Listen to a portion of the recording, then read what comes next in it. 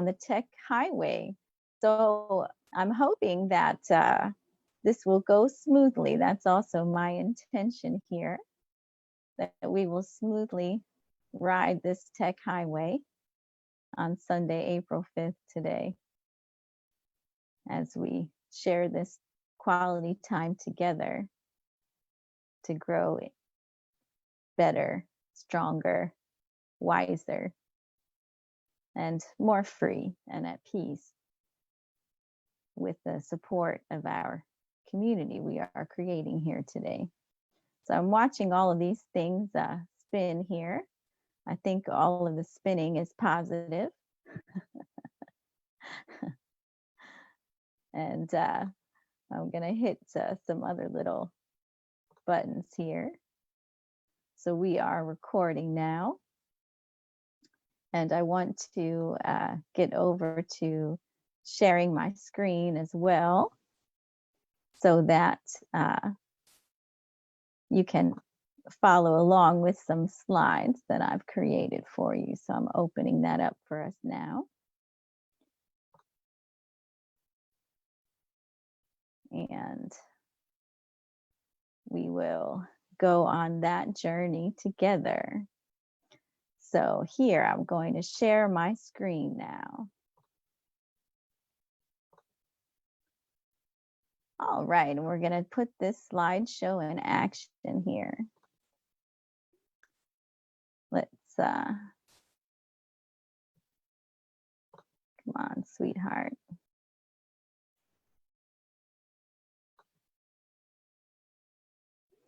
So here we go.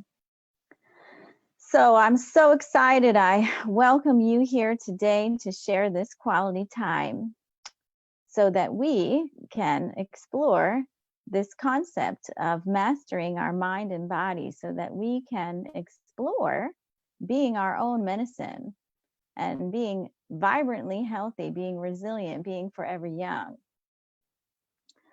And so I wanted to start this morning off talking about the mind, talking about our mindsets. This is one of my favorite quotes from Epictetus. It's from so long ago. He lived from 55 to 135 AD. So this human experience and wisdom has been with us for thousands of years. And we have these wonderful guides to help us wake up, right? Be more conscious and awake. And so this quote from Epictetus: men are not disturbed by things, but the view that they take of things. That's the issue here. It's our perspective, it's our opinion. There's a cascade of events that happen within our being, our body, mind, and spirit when we have a thought. When we have a thought, our perspective, our opinion of our circumstances, that thought creates an emotion.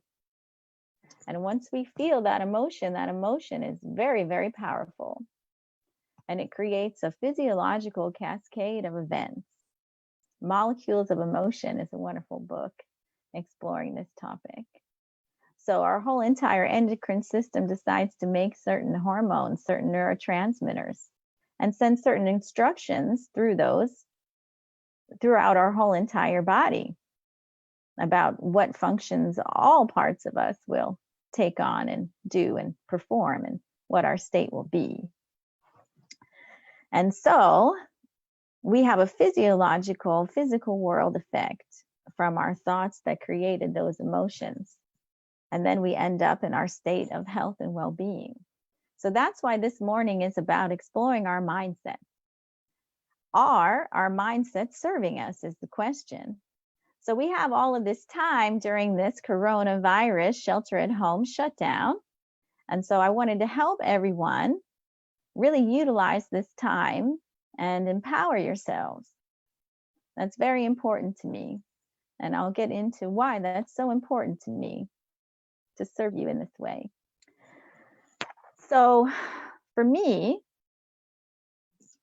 I have been through a similar number of circumstances to this shocking trauma of this virus and this shutdown. So I'm going to show you a book because I said, what is my why at the bottom here? So I don't know if you guys are familiar with Simon Sinek. This is his book, his best-selling book, Start with Why here.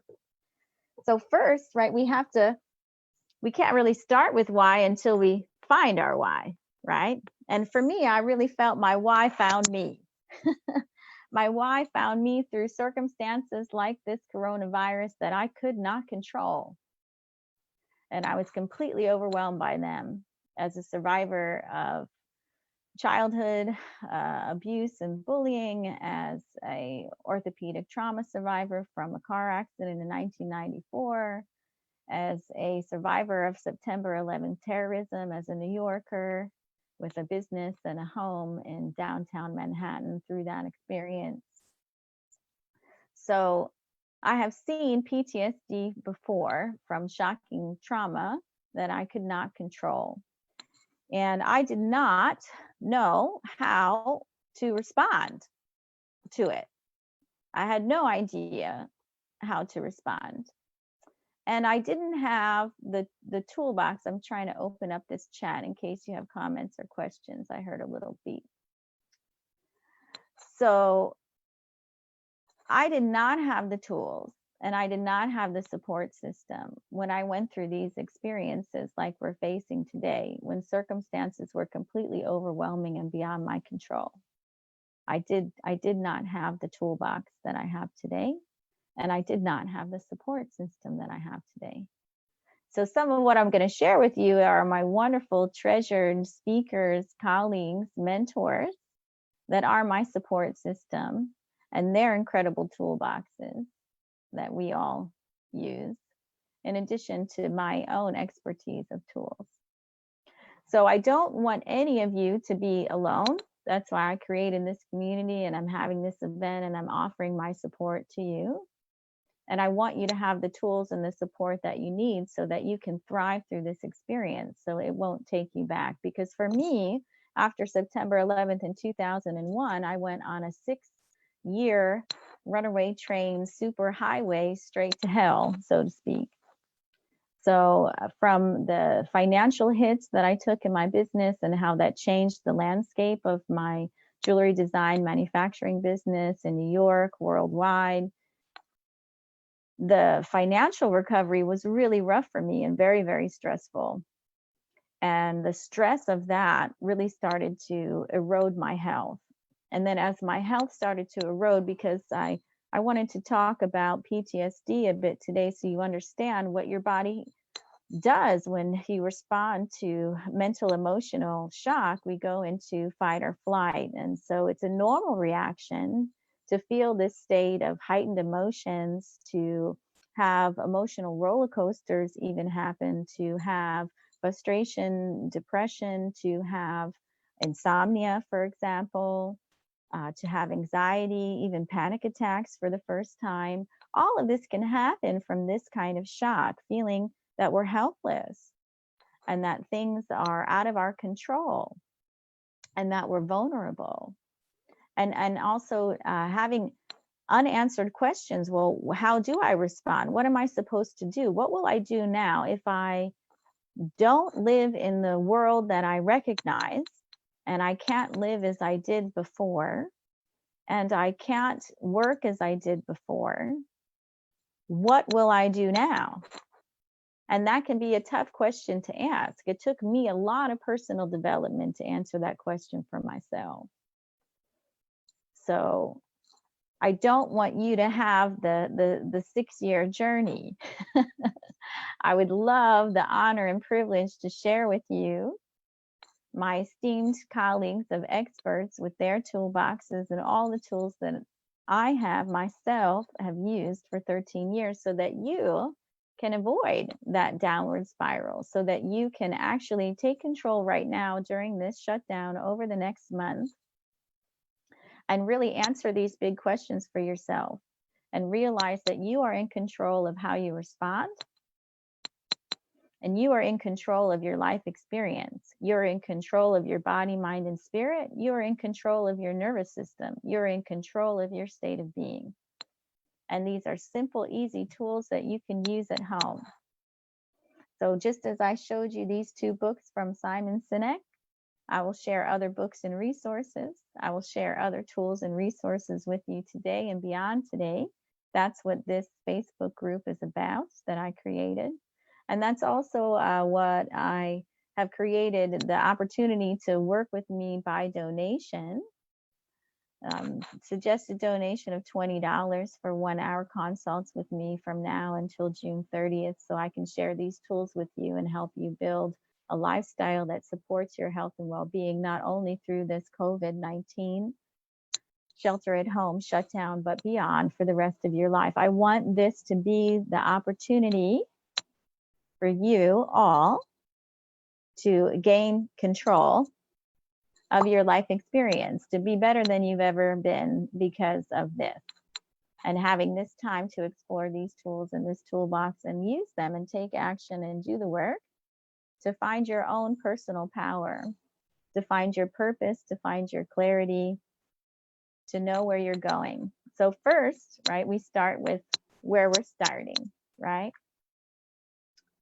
So where we're starting today, this wonderful journey of self-exploration that we can share together so that we can see where we are at, what our challenges are, and start to explore some tools that we can use to help ourselves, to better serve ourselves. So in all of these challenges that I have on this slide, what they taught me is if I can't control huge events like this coronavirus or September 11th or my car accident in 1994 when I was hit by a taxi cab going 40 miles an hour in the street in Manhattan at night trying to go home from my jewelry store, right? Can't control all that. I can't control genetic propensities for certain conditions, genetic conditions I have, like MTHFR, that prevented me from absorbing certain nutrients, B vitamins like B12 and folate, that made my nervous system hypersensitive. So that was harder for me to handle this kind of stress. Couldn't control that either, right? And then I couldn't control the necessary medical leave of absence that I had to take to deal with these issues, to unravel what these mysteries were, to find the solutions to help myself. And along that journey, there are many misdiagnoses, many treatment plans, many medications. I had very adverse side effects too. I lost 2 years of my life trying to figure out what was wrong, how to treat it successfully for the body that I'm in. Because again, conditions like MTHFR make you hypersensitive to medication. So when you have that laundry list of side effects, like the 3 pages that they give you when you go to the pharmacy with the tiny print for us to read, people like me can really capitalize on that list and have quite an experience with those medications. And it can take some time to unravel that. And the stress of financial challenges that are facing all of us. So it was very rough for me emotionally too, to go through things like bankruptcy and all of these stresses together ended up affecting my own sense of self, my own self-esteem. I took over responsibility for these events that I couldn't control. And I felt very shameful and very guilty, like I failed myself, I failed my business partner, I failed so many people, my family. I felt so ashamed and so guilty and so heartbroken and sad that what could I have known? What could I have done? There must have been something I should have done or I could have done in order to prevent all of this destruction in my life. And so once we get into that negative, fear-based, hopeless, and beating ourselves up kind of habits and thought patterns, we create a very unhealthy state of being, not only in our mind, but also in our body as well, because they are intertwined and connected. So if there's a problem in the mind, have a problem in the body. If there's a problem in the body, we will have a problem in the mind. And so I went completely nuclear implosion with all of the negativity, the pain, the guilt, the fear, the hopelessness, I went to a bottom that was unimaginable to me. And of course, that affected my ability to show up in my relationships, show up in my life, for myself, show up for work, show up to help myself get healthy. So I don't want any of you to have that same experience. That's why I do everything I do. That is why I went to find my why, and I'm starting with why in this conversation with you today. So I can use all of this pain that I've experienced, I can give it a purpose. I can make it something valuable. And that's what we can all do in community in this experience when we support each other. That's what we're doing, right? We're being civilized,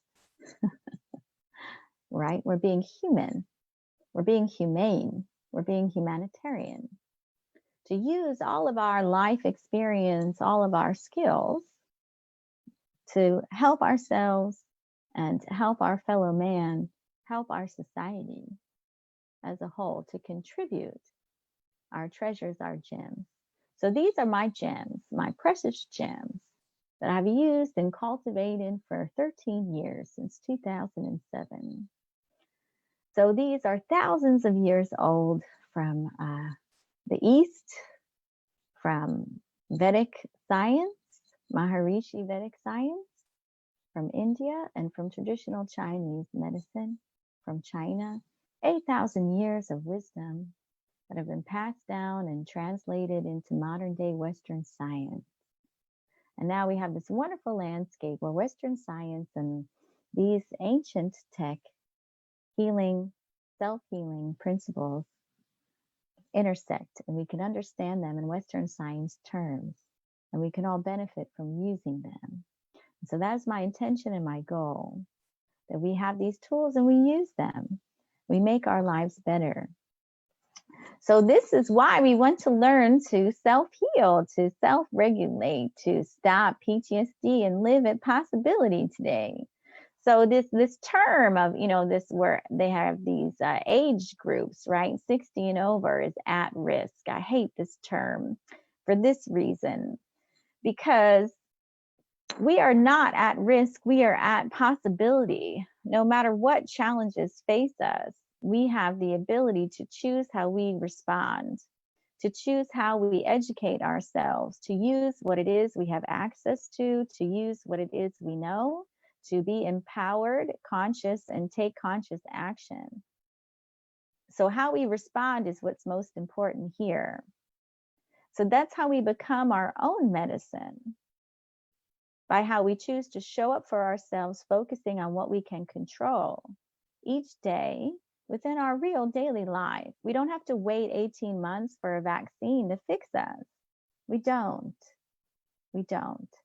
We can learn how to turn on our own self-healing, self-regulating systems, the miracle of our body. We can support it to operate and do what it was designed to do, which is to heal us, to rebuild us. We can become resilient in the face of this coronavirus and anything else that's out there in the world that comes to challenge us.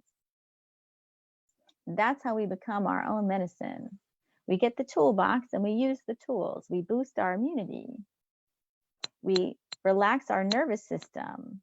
We self-regulate our nervous system. We do state change exercises, which I'm going to share with you, how to de-stress in 5 minutes or less to change your state of your nervous system response from the stress, anxiety, from the fear, fight or flight zone. So we can flush the fear by ourselves on our own in 5 minutes or less, as needed throughout the day, whenever we want. And when we flush the fear and get out of fight or flight, we empower ourselves and our body and our healing mechanisms. We turn our immune system back on, we turn our digestive system back on, and we go into rest, digest, and repair. So we can choose at any moment to notice when we are triggered in fight or flight. And we can stop and change our state in 5 minutes or less and get ourselves back into parasympathetic rest, digest, and repair. It's totally in our control. And that will strengthen our immune system to be resistant against coronavirus or any other bug that we might encounter. Because that's the point. We cannot ever completely control our exposure going out into the world. So what we can control is the state of our immune system by how we live each day, how we treat ourselves, by how we educate ourselves with this kind of mind-body toolbox for activating our own self-healing mechanisms within our own body. That's the whole point of all of the ancient tech, all of the personal cultivation wisdom that's been passed down for thousands of years that, quite frankly, people have died to pass on to us because it is this valuable. It is this valuable. So we can learn the truth about ourselves and liberate ourselves and set ourselves free. So we will explore today, what is the body and mind you are in? And then we will get in the driver's seat of our life experience. And from getting in the driver's seat of our life experience by seeing where we are right now and what is the toolbox that we can use to help ourselves, we can achieve by doing the simple work, simple daily practices, things in your own home during this coronavirus shelter at home shutdown. We can create our own peace, optimal health, and peak performance and fulfillment. We can get what we want by building our mind-body mastery toolbox, supporting each other in this community, holding each other accountable to actually use these tools. So it's not just sitting here learning today and saying, oh, wow, that sounds interesting. This is a community that's offering support so you actually use these tools to change your life for good and make it stick forever beyond this experience to become resilient long term. That is the point. So I use trees in my logo. I came up with this word, chillax om, in a meditation. So I want everyone to relax and be happy. I tell my patients that all the time. If you work with me, the more relaxed and happy we can help you be, the more healthy you will be. So we need to chill. And we're here in Los Angeles and LAX, and we need to find peace. That's Om, and it's Oriental medicine. And trees are a wonderful, wonderful metaphor. I want to talk to you about redwood trees for a moment before we move on to the next slide. So redwood trees, right, are so tall. They live for so many years. They are arguably the tallest growing, longest living trees on planet Earth, redwood trees. We have huge forests we can visit in Northern California that are mesmerizing and spectacular. The trunk of the tree is bigger than the size of our SUV car. We can even drive through one, right? So how do they get so big, so powerful, live so long? You would imagine, as tall as the tree is, that must be how deep the roots must be. But it's actually not about the depth of the roots and about the tree holding itself up all by itself. The redwood tree forest is one living organism completely connected. It's not about deep roots, it's about connected roots to each other, to all the trees in the forest. The redwood forest holds itself up together as a community. And when any threat is entered, any microorganisms like we're dealing with today, the message is sent throughout the whole network of the entire forest, and they make certain kinds of sap to defend themselves from these microorganisms. They work together, you see? So that is what we can do for each other, ourselves. So we can build this mind-body mastery toolbox together and hold each other accountable, support each other in using the tools. And we can use this experience as an opportunity. COVID-19 is simply an invitation for us to go stronger, better for all of this. So we're learning in this class to change our mindset. This whole morning is about changing our mindset. And that's why I'm bringing two of my favorite people in the whole world, two mentors of mine, that I absolutely adore that specialize in reprogramming mindsets. So if we're not feeling well, if our emotions are off, if our body is showing physical symptoms, because again, the root cause is what we thought that made the emotion that made the physical body experience, right? That's one of the super highways that exist within our beings here, humans being. So we want to learn how to change our mindset today, because changing our mindset will change our behaviors. And we want long-term changes. And so I'm going to define a term here, neuropathways.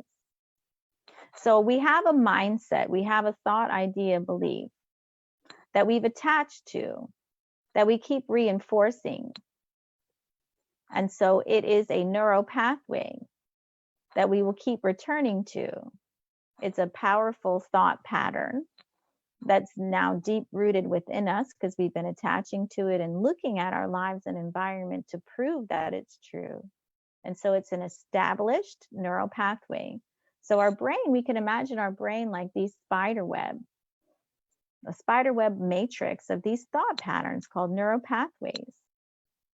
And so if we have ones that we had picked up, there's a wonderful book by Dr. Bruce Lipton, Biology of Belief, where he talks about as a child up until 8 years old, we're a sponge, sponging all of these thoughts, ideas, and beliefs from our families, from our exposure to our first experiences in community at school.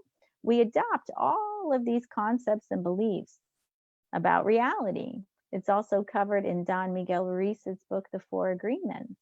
We are indoctrinated with this belief system worldview, this paradigm of what life is, who we are, what people are like, right?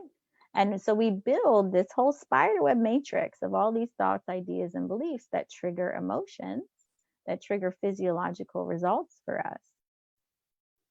And it's all very unconscious. We sponge it up. And pretty much by the time we hit about 15, we've established, right? This is what the fun part is, right?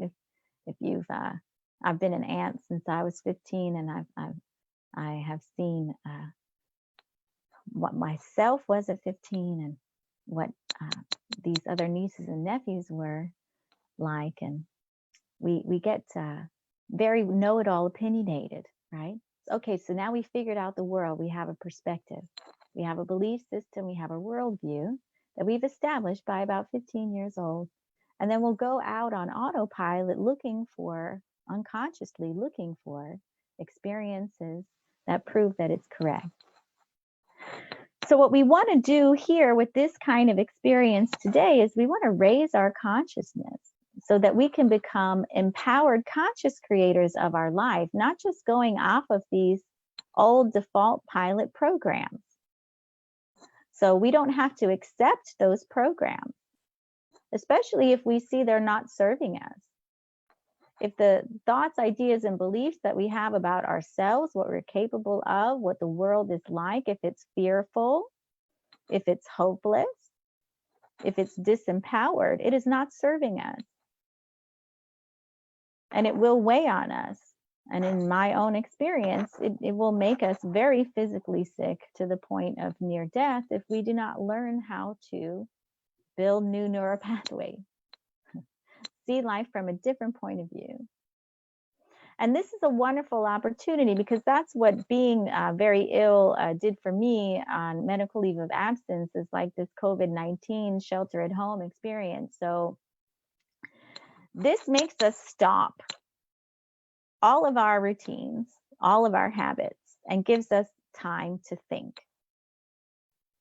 So we can use this time to think, to wake up, to become conscious, and use new tools, new perspectives to become stronger, better, faster. I always think of Bionic Woman when I think of resiliency. I used to watch those shows as a kid. Maybe you did too. So that in the next 6 weeks that are most crucial for starting any new pattern within our body, mind, and spirit, starting new habits, right? Of thinking, behaving, we can break our current fear patterns and program new beneficial ones. So I really want to flush the fear here, because there's so much fear that we can be inundated with when we engage with the news. And I encourage you to limit your news time. There's so much repeat on the news. That's what September 11th taught me.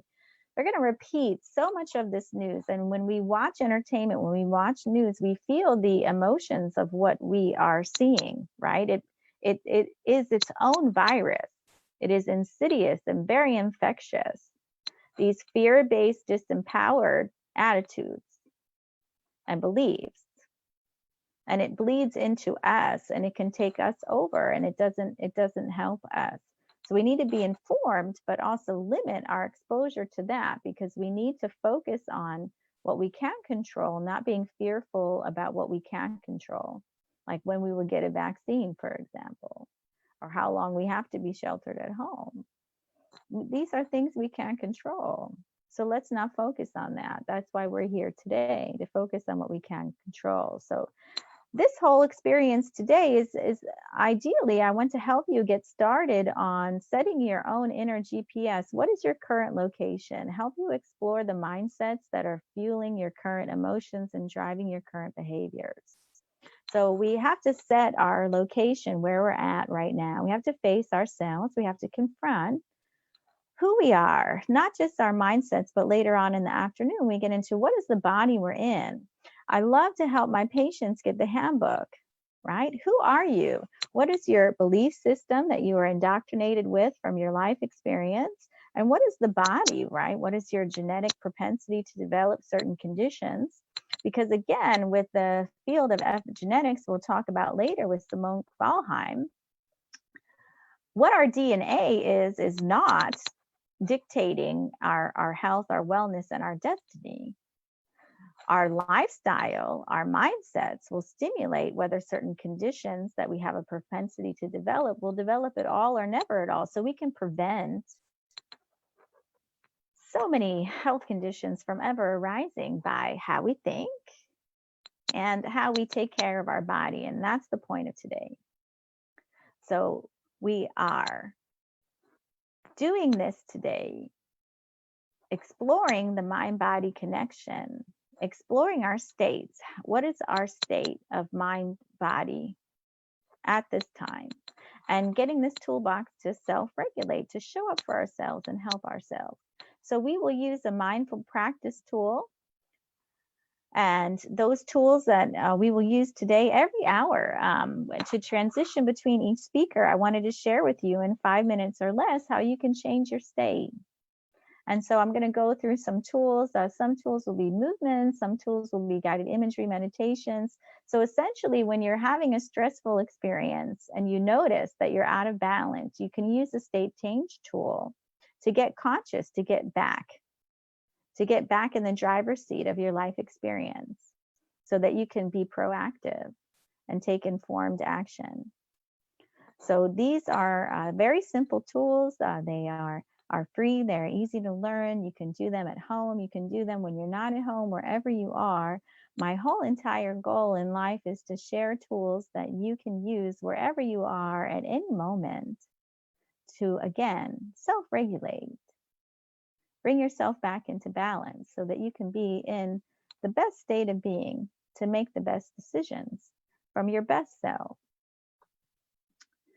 So I love this picture of a tree, because again, if we get knocked down, we don't have to allow it to stop us. We can keep on growing. So no matter what's happened to us, we can choose to keep growing through it. I love that little picture of that tree. So we can, at any moment, confront, and we'll get into it with a wonderful speaker who's coming up next, Sean Tiberio, the incredible author of this wonderful book I really love, Fortifying Your Mind. And he has this wonderful term and also this wonderful concept that inspired me to name my negative thought patterns. So we all have these. It's a protective mechanism. It helped us survive for millions of years. to focus on negative experiences in order to protect us, right? Like if we touch a hot stove, we remember the hot stove is hot when it's turned on and it's dangerous. So we won't touch the hot stove again and we won't get burned. If we eat some berries in the woods thousands of years ago and they made us sick, we will remember exactly what that berry looks, smelled, and tastes like. So if we ever encounter it again, we're not going to get sick from eating those berries again. So there is a protective mechanism. It is part of who we are. It can serve us in very limited, right, certain scenarios like I just described, but it can also completely take over. And that's what we want to stop. So we will practice confronting what I like to call nuclear negative Nancy self-destructive patterns of thoughts and behaviors that aren't serving us. And so we can confront it with a state change exercise. We can stop the habit of whatever the thought is that's causing the emotion that drives a negative behavior like we don't want, like emotional eating, getting a sugar rush because we feel depressed, because we can think a thought like, oh, wow, I don't know what I'm going to do for a new career now, or my finances. I'm depressed, I'm scared, I'm kind of hopeless, and I'm feeling down and I'm feeling exhausted. So I'm going to eat some ice cream or a cookie or some cake and get a little jolt, right? So we can instead show up for ourselves with support that's long term, not just a quick fix of a sugar rush for a short term mood boost, but a long term change of reprogramming our neural pathways by doing a state change exercise to get out of that thought, confront it, to get out of that emotion, stop it from driving our behavior to eat that ice cream or cookie, and actually help ourselves to go back to what we can control, how we are empowered, what we do know, and what we can do now. We don't have to solve all the problems. Sean is going to talk about how to fortify your mind by principles that he's developed from being in the Marine Corps to, for example, simplify. So I may not know how I'm going to work now, right? Because all of my clinics are closed. I can't see anyone in my private practice. So that's what I can't do. So over the last couple weeks, I've asked myself what I can do. And this is how this was created today. What I can do was created today. And so I see that Loretta has raised her hand. Let me click on this participants here and see what I can do to. So Loretta, I've allowed you to talk. You can be heard. What is your question? I don't know why I can't hear you. You can type it into the chat and we can look at the chat. So I don't know if you have a microphone to ask your question. I pressed the buttons to unmute you, so I'm sorry if this is not happening for you to speak. So let's get out of here and look at the chat. So let me see what I can do about that. So let me see. I'm pressing on unmute, but I don't know why it's not working. I'm so sorry. This is my first time with this. Let me see if I can open up and see the chat. So here, let's do this. Let me get out of here from this first presentation here. So let me get out of here. I'm going to go back to our, I'm going to stop this screen share. And I'm going to see if Loretta, you can be unmuted now. I don't know why that's not working. I'm so sorry. So please type your questions in chat. I can see the chat. And I'll do what I can to answer those questions there. And when we have our break later, I will work on these settings and help you with that. So now I want to lead all of you through a state change exercise quickly so that we can switch gears in order to go into the next presentation. And then I can see what I can do about any of these technical areas here. So I can read this question and answer section as well.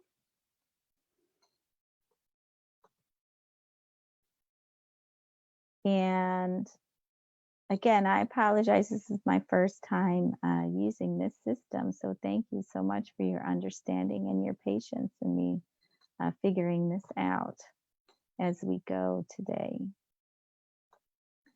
So let's breathe and take this moment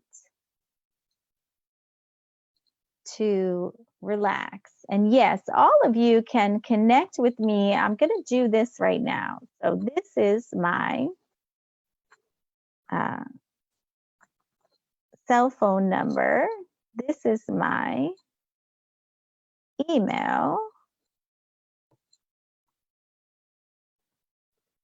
And then this is my website. So all of you can communicate with me at any time. You can ask me any questions at any time. And I'm happy to help you, and we can follow up after this event. If we have any technical difficulties, I will follow up with any of you, all of you personally, after we get through any of these little techie glitches. So thanks for your understanding. So now let's go ahead and take 3 really big deep breaths. So I want you to go ahead and put your hand on your abdomen, and I want you to breathe in, hold, and let it go with a sigh or a sound. We're going to take 2 more big deep breaths. And letting it go with a sigh or a sound. And the last one. Letting it go with a sigh or a sound. Now I want you to go ahead and close your eyes, and I want you to sit in a comfortable position.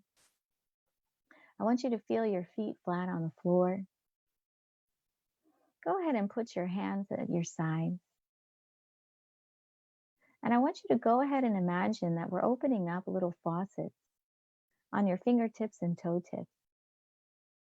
And so that when you exhale, anything you no longer need, any tension, tightness, any frustration with technical difficulties, anything that might come up, with your eyes closed, you're just going to exhale out anything you no longer need.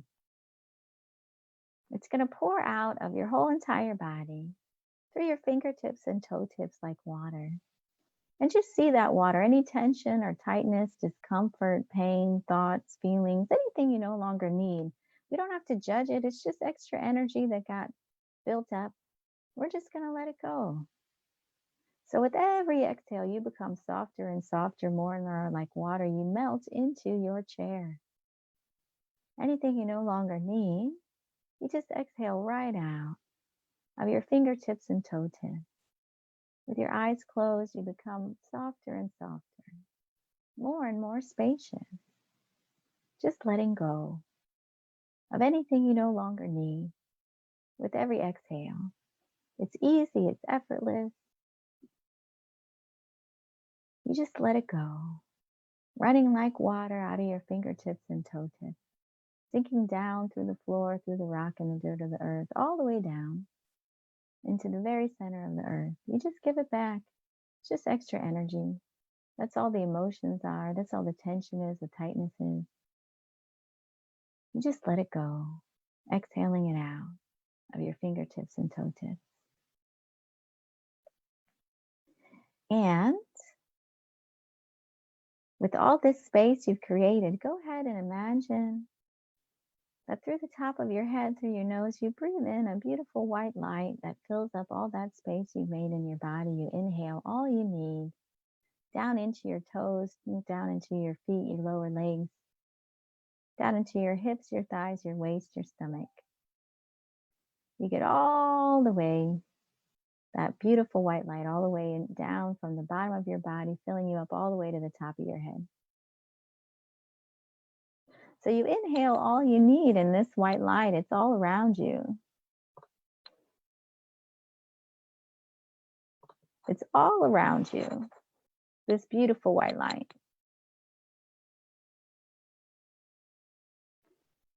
It fills your whole entire body. You breathe in everything you need, all the joy, all the peace, all the energy, all the vitality. It's like the white stars in the night sky. It's like the North Star. It's like the white clouds in the sky. It's like the white moon in the sky. You just breathe in that beautiful white light through the top of your head, in your nose, down through your neck, shoulders, and arms, down through your forearms, your wrists, your hands. You get so much of that beautiful white light. It just pours out of your fingertips. More and more of that white light. It's like a star bath. Just go into your body with every inhale. Those beautiful stars just fill you up, flowing down through your head, through your nose, neck, chest, belly, down through your hips and thighs, through your knees, your lower legs, pouring out of your toe tips. That beautiful white light, so much of it pours into you and out all around you, making a beautiful bubble like an egg shape around your whole body. Of that white light that you are filled with, that you are surrounded by, all the support that you need from this entire creative, all-powerful force of the universe, filling you up like stars, like a star bath. And you can relax and enjoy it. Enjoy being refreshed and renewed and focused. So when you like, you can start to open your eyes. I've invited Sean in here as a presenter here, and I will introduce him in just a moment. I will try to get Loretta off of this screen here. Okay, here we go. So when you all are ready, come back into the room, open your eyes, and get ready for what's next. This wonderful and amazing experience with the wonderful and amazing Sean Tiberio. So I'm going to introduce him now. I'm going to press some buttons. I unmuted him to get him ready. And I am also going to share my screen with a slide here so you can see how cool he is. Good morning. Good morning, Sean. I'm so grateful to have you here. Thank you. So awesome to have you. Such a gift. And so I want to introduce this wonderful Sean Tiberio human being here. I'm going to share my screen for a moment. I'm going to bring up his slide here and tell you a little bit about Sean. So here we go. So Sean Tiberio, I'm going to move this out of the way. I don't like that blocking this slide. I don't know how to do that. There we go. Let's get this over here. All right. So Mr. Sean Tiberio is the founder and CEO of Top Results Consulting. He's a published author of an awesome book that I had flashed you earlier, Fortifying Your Mind, 5 Leadership Tactics for Success, that are battle tested from his 10-year and 3 combat tour experience from the Marine Corps. And he is the founder and CEO of Unleash Your Inner Lion, which I've had the great honor and privilege of participating in those experiences with him that have been fundamentally transformative for me as well, to help me get outside of my own comfort zone and become more liberated and free despite especially some of my physical challenges that I've faced in the past. I've gone on some amazing outdoor adventures with Sean. So Sean is this author, he's a professional speaker, he's a business coach, he's an entrepreneur, and he has become a very successful businessman, really applying these 5 tactics he's going to talk to you about today that he covers in his book. He uses these things in his daily life. He is a great example. He does the work, and so thus he gets the results. And so he's become a very sought after resource for many entrepreneurs who are also looking to strengthen their minds and elevate their life, their leadership abilities, their ability to contribute to our society. So I'm so fortunate too. Sean currently resides here in California. He's only a half hour away from me, although at this time, of course, we can't possibly get within 10 feet of each other. So these are tactics that you can absolutely apply today, that you can absolutely apply every day, that you can absolutely apply during this COVID-19 shelter at home shutdown situation to better yourself, your life, to become resilient, to become empowered, to get clear on what it is that you want and need to do to show up for yourself, to simplify and focus on what you can control, and take action to create your best health, your best life, and to become better for this challenge. So I'm so excited to share him with you today. And I'm going to stop this share and bring him back here. And so now, hello, Sean Tiberio. So I'm going to... How are you this morning?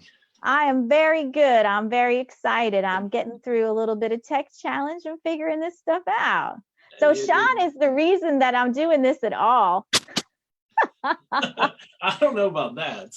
Well, I had no idea how to go from Zoom to Facebook Live to, I never did this before. So Sean coached me through it, helped me set this stuff up, even down to the settings of my account so I could do this stuff. So great. Well, it seems like you're making the best of it. I was watching a little bit in the background during the first hour, and yeah, I was pretty happy to see that you took what you learned, you put it into action. May not be the best, but it's doing what it's got to do, right? We're getting through. Yeah. Because I love you. He'll tell you later too during his talk. He loves to fail. He wants to just get out all the failing as soon as possible because that's how we learn, right? 100%. So we learn from doing it. 100%. So instead of being afraid to do this and overwhelmed and make excuses and delay it and take another few weeks or whatever, no, I just jumped in today and I'm learning from this experience with all of you guys. And we'll make the most of this time, right?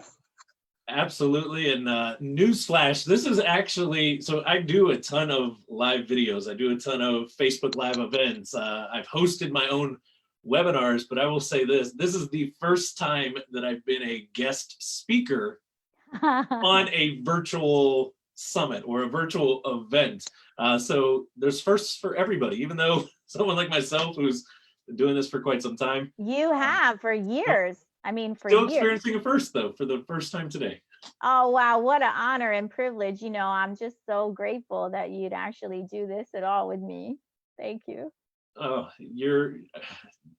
so for everybody that's listening or tuning in right now, Dr. Andrea is like the sister that I never had, the family member that, that we all have family members that we don't like from time to time.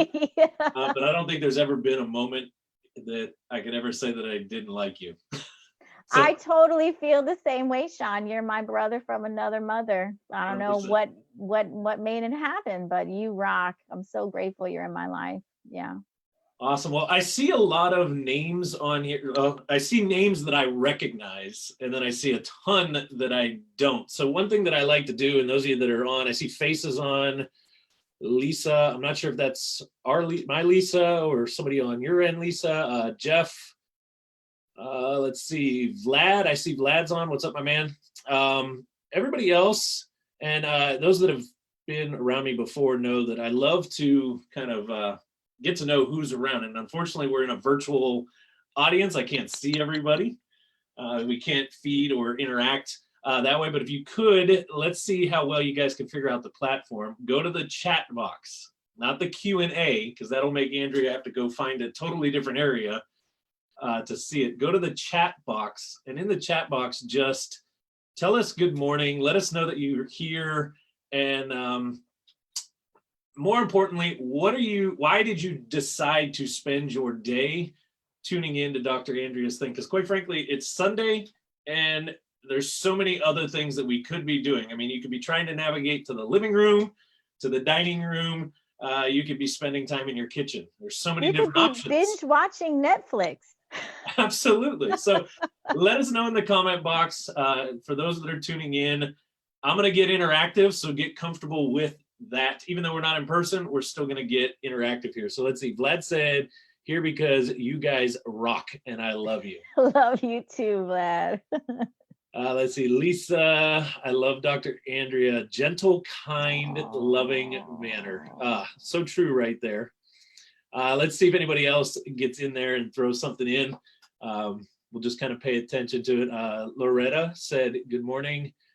I tuned in because she's working for you or working with you. She works with me. She's my dear friend and a patient. Awesome. And yes, so is Tamara. Hello. I'm here because I think Andrea is wonderful. And unfortunately, those of you guys that are watching over on Facebook Live right now, I know Dr. Andrea put it out there a number of times. If you want to get involved and actually be able to ask questions, this is where you should be. So find the link, get over to it. There's a post in there somewhere, I'm sure, that's got the link to this morning's session. And we're going to dive into some of the stuff out of the book, and kind of inspired out of our conversation on Facebook Live the other day, Andrea. I really want to hone in on chapter 4. And before I get into all of that, I'm going to give a recap or kind of an overall synopsis of the 5 tactics. But I really want to dive into chapter 4. And those that have my book already, I know a couple of you guys on here have the book. If you don't, I'll tell you where you can get it later. But chapter 4 is called Stepping Back to See Forward. Stepping back to see forward. And of all the times, I think this is probably the most relevant time that this chapter really super kind of applies or dials us deep into it. But before I even get too deep into that, let me take a couple minutes here and just kind of give you guys a little bit of the backstory of who I am, and more importantly, why I even wrote the book. In case you missed the Facebook Live that Andrea and I did the other day. Quick backstory on myself, because I could probably fill an entire hour just on my story, and I want to get into the meat and potato aspect of it. To sum it up, growing up as a kid, I hated school. I only went to school for 2 reasons. I'm an Italian, and I was deathly afraid of my grandparents and my father. Because if I didn't, the Italian wrath, and yes, somewhere along the lines, it has been confirmed by my grandfather that there is some part of our family that was in the mob. So growing up as a kid, I never wanted to experience that. I went to school simply to avoid being beat and to play sports. I'm a big sports lover. I played football, baseball. I loved being, even to this day, I'm still an athlete. So I went to school for that reason. I hated it for no other particular point other than sports, socializing, and to stay on the good graces of the family. So graduating high school, it was like the bittersweet. For me, it was the end of education at that time. And I knew I was never going to college. I knew I had no desire to continue education. And that left me with a kind of a unique choice, because going back to that Italian side, grandma with the wooden spoon wasn't going to let me just mooch off my parents. She'd come over every day and whoop you and make you do something. So I had to decide. And for me, the military was like the only choice that made sense. Trying to just work, I wasn't too keen on it. So I decided to join the military. There's a funny story behind that. I basically tricked my own mother. I talk a little bit about it in the book. Kind of tricked my own mother into pre-signing some paperwork for the recruiter to be able to get going earlier in the process, all of this stuff. So I graduate. 2 weeks later, I'm off to boot camp. Now, this is pre 9/11, pre the world's in chaos, right? Pre-wartime. So I think I'm going to join for 4 years, spend 4 years doing nothing but just hanging out as a Marine, never really seen combat, nothing like that, and I'm going to get out. That was the original plan. Well, shortly after graduating boot camp, getting the process going, all of this stuff, here we are in the thick of things. 9/11 happens. We're in the thick of, I can remember when 9/11 actually happened, like all of our senior leadership running around screaming, that's it, we're going to war, boys. And it was like, this got real. This really got real. And I bring that story up because when you look to right now, for many of us over the last couple months, even though there was this talk of COVID-19 happening, it was on the other side of the globe. We were just going about our day. We were just doing our thing. And then all of a sudden, one day, it got really real. All of a sudden, cases are in the United States. People are dying. People are being rushed to the hospital. Supplies are starting to run low. The grocery stores look like the apocalypse and The Walking Dead really was about to happen. And it's like, holy crap. And I was actually talking to my girlfriend about this last night. I think, yes, a lot of it's these tactics, but I think I'm able to balance these like uncertain smack you in the face moments so much easier now because of so many different times that I've been through it. And what I want you to take from that is that you too will get through this. It may not be the prettiest, it may not be exactly what you want, but you will get through this. And then the next time it happens, it'll be even easier. And the next time, because guess what? It will happen. It may not be a pandemic that sweeps the globe, but that's not to say that markets don't crash again, that businesses don't go belly up, that the wrong person gets into office and all of a sudden we lose all of our constitutional rights. I mean, there's so many things, right, that could go wrong that we have no control over. So for me, I went through these moments over the 10-year period. We're in the thick of things. I get orders over to Okinawa, Japan, only supposed to be a 1-year duty station, end up trapped there for 2 years. Jeff's on here right now. That's how Jeff and I got to know each other almost 20 years ago. End up trapped there for like almost 2 years, year and a half, 2 years, because they stop our orders. Not allowed to get orders, not allowed to come back home. You've been gone in another country at 18 years old, and all you want is to get back home to family. And they're basically telling you can't go nowhere. That's another one of those hit you in the face moments, right? Come back to the United States, to all of a sudden, partially to my own doing, raise my hand, volunteer, I'm going to Iraq. Another, oh crap, this just got really real. So multiple of these times, 4 years comes, 4 years goes, economy's in the thick of about to collapse, 2005, 2006, the signs on the wall that things aren't going to hold on too much longer. When's it going to happen? I'm basically being told, don't get out of the Marine Corps, don't come back home, I can't hire you. So now I got to try to readjust yet again. Decide to re-enlist, stick in. We finally get to 10 years, and I'm sitting at my family's Christmas table, and all I can think is, at that time of my life, I was at the lowest of low.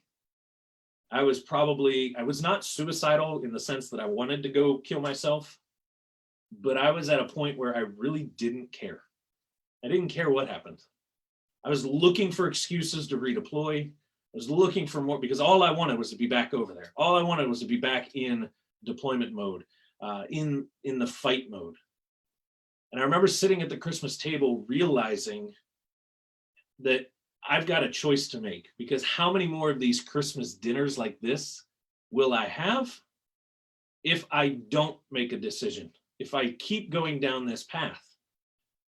And again, looking at the present time, many of us right now are in a position just as such. For me in that day, it was make a choice, continue going down a destructive path, probably die at some point, leave family, everything, not care, or shift, not really know what I was going to shift to, but shift because you know it was the better choice.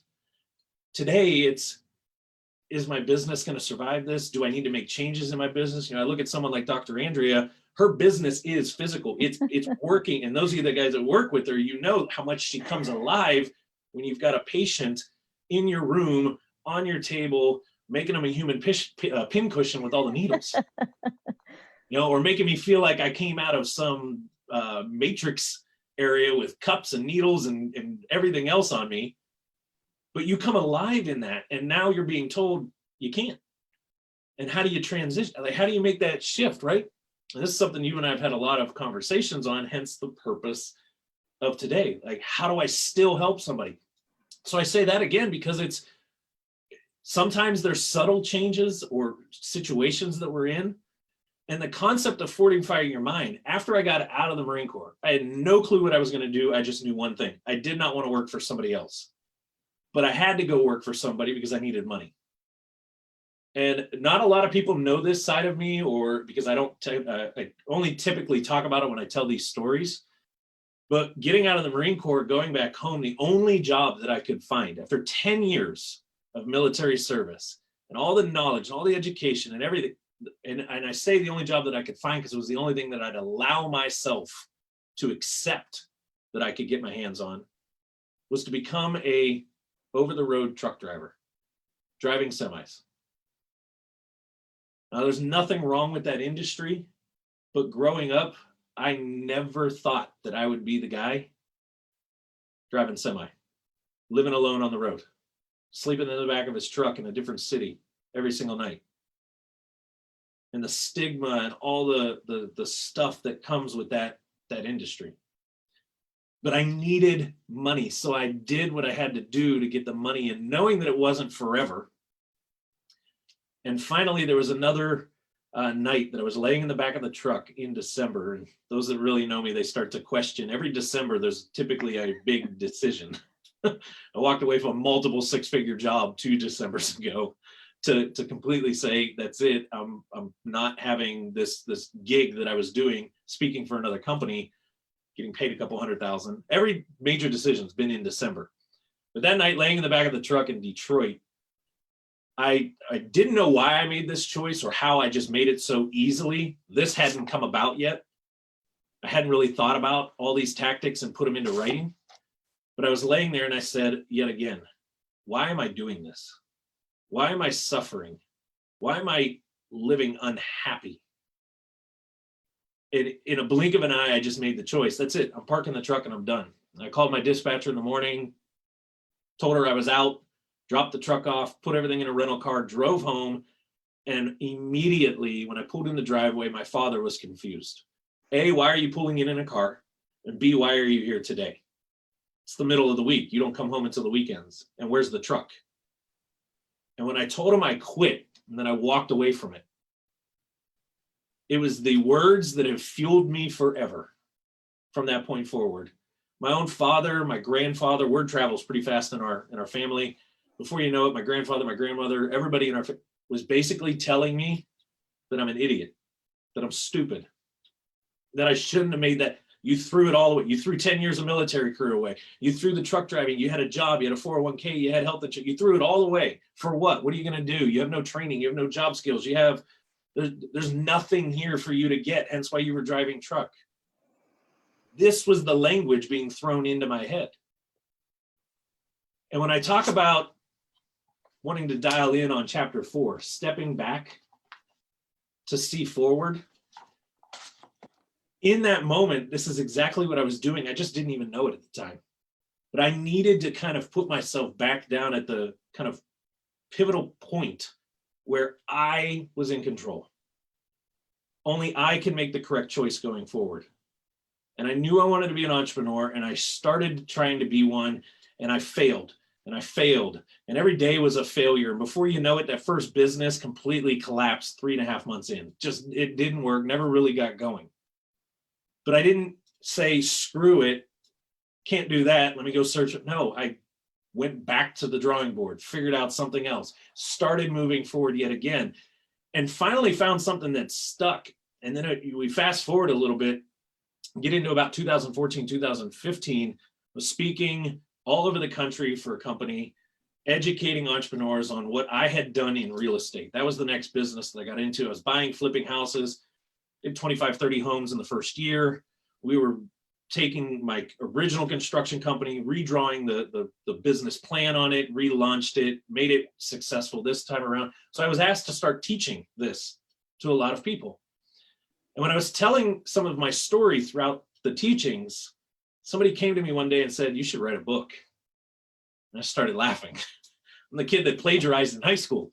the one that basically cheated his way through English class. What do you mean I should write a book? You gonna write it for me? I'll tell you what I'll tell you my stories. You gonna go write it? Because I can't write. I misspell every other word. So I love to speak. So I eventually get convinced that this is what needed.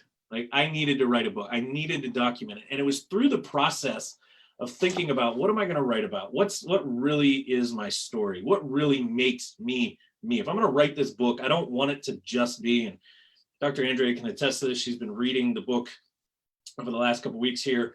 I didn't want it to just be like shine the light on me type of book. I wanted it to be more of a battle plan, an action plan, something that you can read and implement, not just read it and be like, wow, that was a pretty good book. Cool. Put it up on the shelf. Like I've got so many here in my office, and never look at it again. So to do that, I really started to think, what made me me? How did I survive all of that, come out of it on the end, still thrive? And even from 2013 to 2018, there were some big decisions that had to get made. So I walked away from a business. We sold a business because it was the partnership just wasn't doing that great. We got a good offer, made sense to sell it. Some people would look like, what did you sell it for? You should have continued with that business. As I said, I walked away from a company that was basically paying me a couple $100,000 a year to speak for them, to just say, nope, I don't want to do that anymore. How did I get through all of that? It boiled down to these 5 tactics.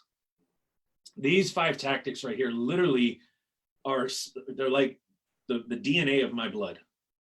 And more importantly, those that I've been able to work with, coach, go through different processes with. Andrea's seen it at the Unleash Your Inner Lion event. Jeff, Face, Lisa, a handful of others that I see that are on right now. They've gotten to experience that, right?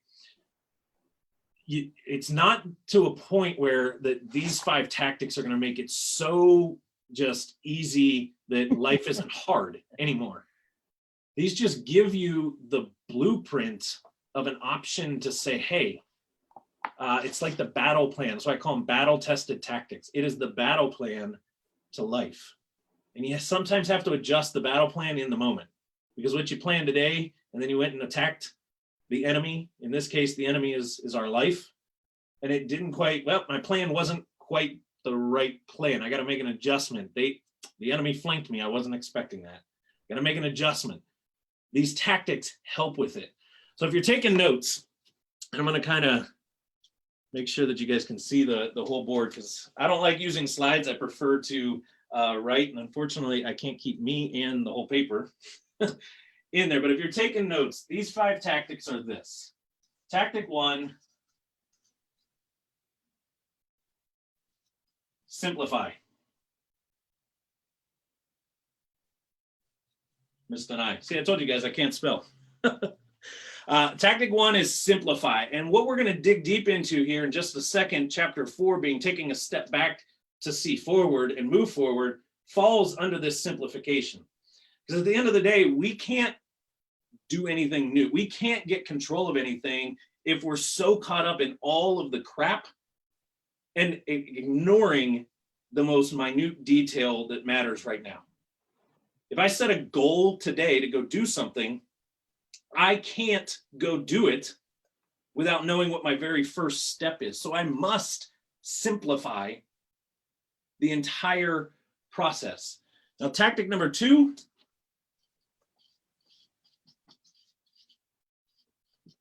visualize. Tactic number 2 is visualize. And if you guys caught the Facebook Live that we did the other day, Dr. Andrea and I, she brought this up. One of the key things, and I'm not going to get too deep into all the pieces of visualize, because I know you're probably going to get into some of this throughout the rest of the day, and some of the other speakers might dial deeper into this. One of the things that I love to do when I visualize, and I visualize pretty much nonstop all day long, every single day, is I want to find the emotion in, or create the emotion. And here's why. Emotion forces action. Without emotion, if you're not emotionally invested into something, you will never do it. If that emotion is painful, you're going to find every way to get away from the pain. If that emotion is pleasure, happy, you come alive, you're going to want to do more of that. to feel that. So when you sit back and you're visualizing, it's not just about, can I see myself doing this? Or what a lot of quote unquote gurus out there talk about all the time, like, just think about it and poof, it'll happen. Or make your vision board, right? Put a picture of you in the jet up there and you will one day own a jet. It doesn't happen that way. But when we create emotion around those aspects, it's going to drive us to want to either fix that negativity, get away from the pain, or get more of the pleasure. Now, tactics 3 and 4, these two kind of go together. Tactics 3 and 4 are non-reactive. And I think some of my markers are starting to die. And number 4 is emotional control.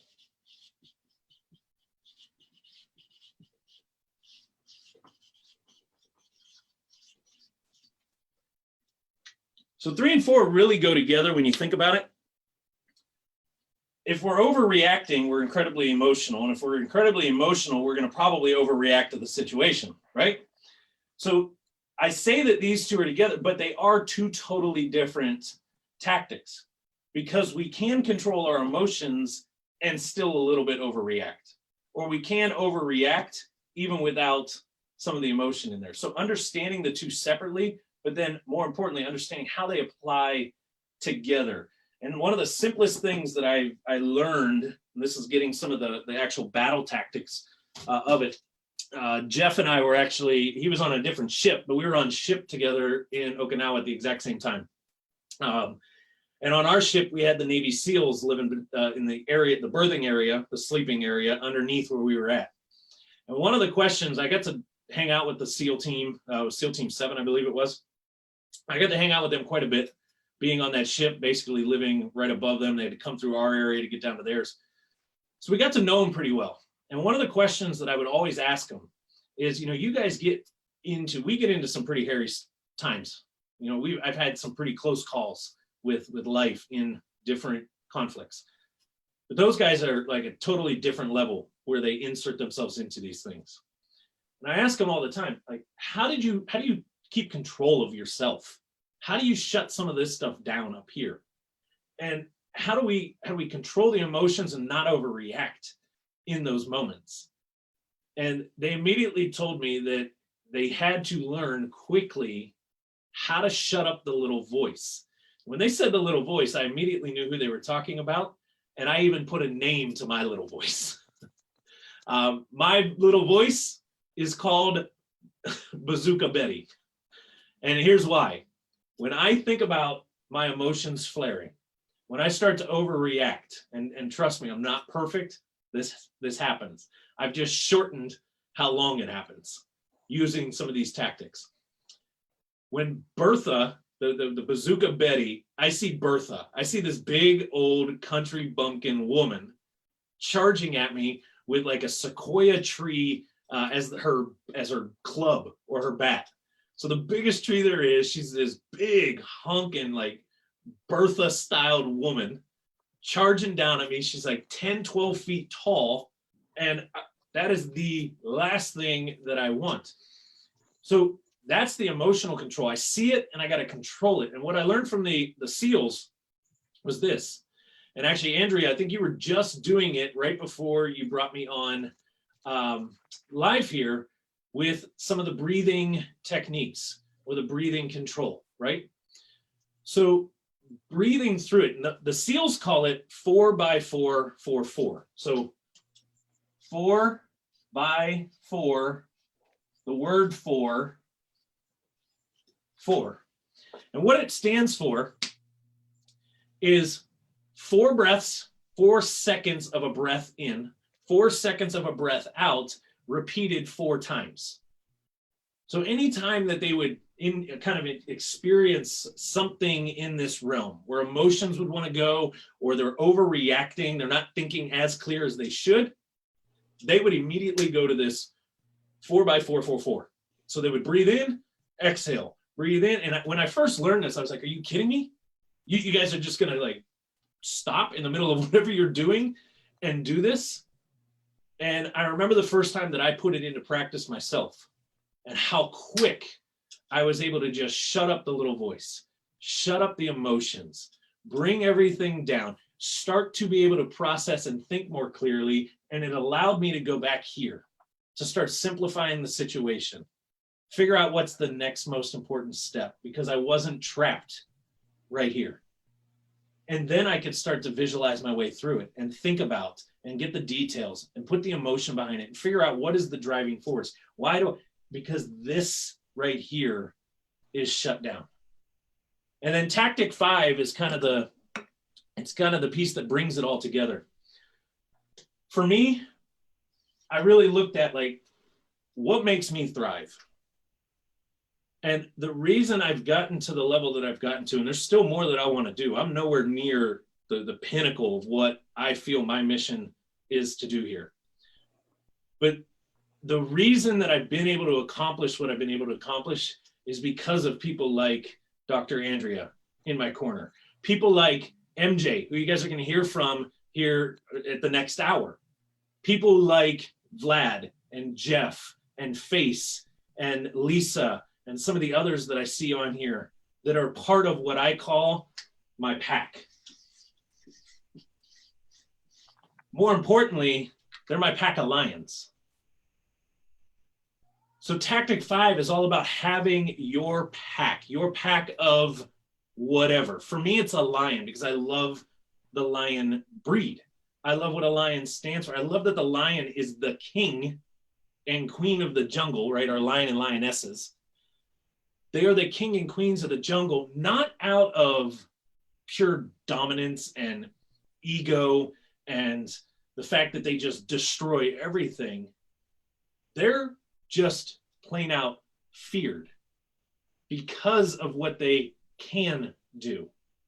And it's because of the way a pack works. Lions know how to work together. They know how to come together. They know how to protect each other. They know how to lift each other up. They know how to support each other. There is no innermosity happening amongst a lion pack. Maybe between packs and territory, but in that pack, even if there is a little bit of a scuffle, when push comes to shove, they're there for each other. And I've learned over the years to realize you can't get everywhere alone.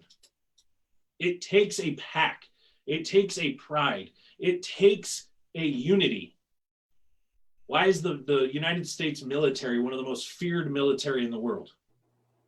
Because again, at the end of the day, our brothers and sisters of arms, when we're out there on the battlefield, nothing else matters. And I wrote a number of stories in there. One of those stories being this in chapter 4, where I want to dial a little bit deeper here into with a gentleman by the name of Sergeant Antelock. Sergeant Antelock is a World War II Medal of Honor winner. And it simply was because he and his team, they got to a certain point. They were on a mission. I'm not going to get into the whole details of the whole story, but basically they got to a point, they were on a mission, and they needed to get through the enemy lines. And they were completely overwhelmed. And Sergeant Antelock took a handful of rounds trying to find new cover to advance his team over. And instead of laying there and having the medical staff take care of him, he realized that in the moment, to be able to move forward, he needed to step back. And in this case, he needed to tell the medical staff to fix the men. Go get the rest of them. Take care of the rest of them. And he continued to fight. Matter of fact, there's a point in the story where he actually gets up from a safe area and his men are screaming for him to get back down because he realized that the only way that they were going to move past this point was if he tried to distract and get up and ran, already having multiple rounds in his body, barely being able to move. But in the moment, he was able to step back and realize it wasn't about him, that he couldn't control the situation that they were in. All he could do was what he could to try and make it better. So taking this idea, stepping back, and this goes to the piece, this is actually where the favorite quote in this chapter that Dr. Andrea brought up the other day. And I'm going to read the quote verbatim. It's by Winston Churchill. And it says, "Success is not final. Failure is not fatal. It is the courage to continue that counts. I'm going to read that again so you guys can let that sink in. Success is not final. Failure is not fatal.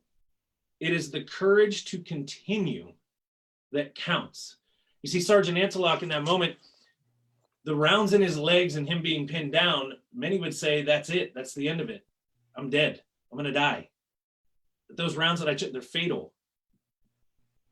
To him, it was the ability to get up and keep moving forward. So many times in my life, I've experienced setback after setback. Look at right now. We would much rather be doing this in person, face to face. That was the plan. Exactly. We're going to be at Aldersgate Retreat Center in the beautiful Pacific Palisades. So Andrea could have said, then that's it. We can't do, well, I can't do this event. I had it planned to be over at Aldersgate. We were going to do this thing live. That's it. It's failure. It's not going to happen. It's a failed event. And just no. Neither you, nor I, nor MJ, or any of the other speakers coming up later on this afternoon, too, nobody would rather do it this way. But what we realize is that the COVID-19 issue, crap, whatever the heck you want to call this, the setback, it's not fatal. It's not going to be the end of us. And for many of you guys, I don't know how many, I know the ones that I know the names that are on here. I don't know some of the other ones that are on, that if they're running businesses or just patients of yours, even if they're just a patient of yours and they're experiencing pain and they're coming to you for some sort of treatment to help out, it's not fatal. It's not the end of the world, Nope. right? They too will get through that. They may never get rid of the pain 100%, just like you have never gotten rid of your pain. I have back issues from an injury in 2004 in Iraq for the very first time. Blown up, thrown out of a truck, bulging discs, issues. We never get rid of it completely, but you know what? It's not the end of it. That injury didn't stop me from going on to be a 3-time all-world triathlete in the Ironman and half Ironman distance. I learned how to use that and move forward through it so that it didn't become a failed attempt at success, right? And on the other side of that spectrum, success is never final. Somebody asked me the other day or we were in a discussion and we got this conversation going, and I asked the question back to them. We got to talking about success. I said, define success. Because success to me and success to you could be two totally different things. Are we talking success today? Or are we talking success 30 years from now?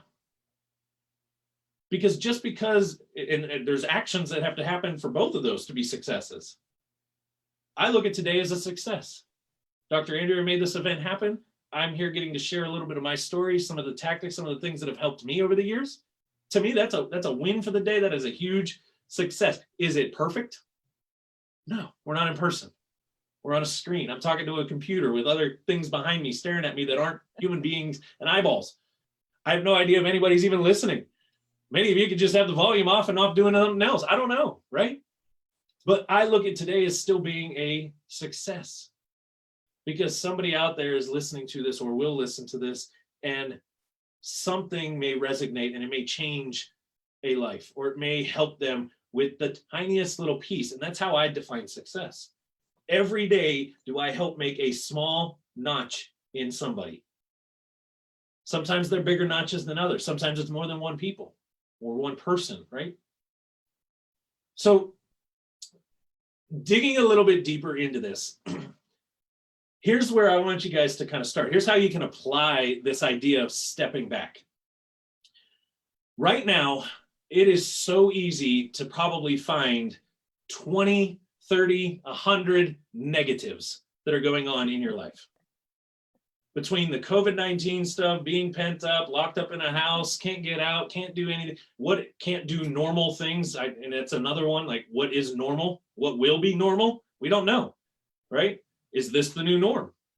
Is 6 feet apart and face masks galore on everybody's face for the rest of our life? Is that going to be we don't know. So it's so easy to find all these negatives. But the concept of stepping back, and I promised Dr. Andrea I'd bring this drawing up. Yay. The concept of stepping back, because we can think of it all day long. Here's what's going on. We're all on a journey of life. We're standing here on this journey. We all come from some sort of a past. And I actually have to give the answers because I can't interact on it. Those that already have seen me draw this, you guys can start typing in the comment box. We all come from a past. We all have a future that we want to get to, that we're trying to go towards. And we all live in the present, or what we can simplify down to the now. So we're all in this now. We have a future that we want to achieve. Whatever it is. Today, there might be something that I want to get done. It might be something in a month from now. It might be something 10 years from now. But we're all on this trajectory. We're trying to get to this future. We all come from something. There's always something in the past. But here's what's really happening. We're trying to make our way to the future while staring backwards in a pissed off, angry manner at our past with a chain holding us there. So we're basically trying to get this direction, doing this, completely ignoring the fact that this chain is only so long and it's only going to let us get so far, and it's only to the now, to where we're at right in this moment. And then tomorrow, well, we're still in the now. We never really got anywhere, chained up to our past, complaining about it, wanting this future, yet we hold the exact key to go ahead and bust that chain open and start moving forward. And sometimes the easiest way to bust something is to step back, loosen the tension on it, and figure out how to unhook it.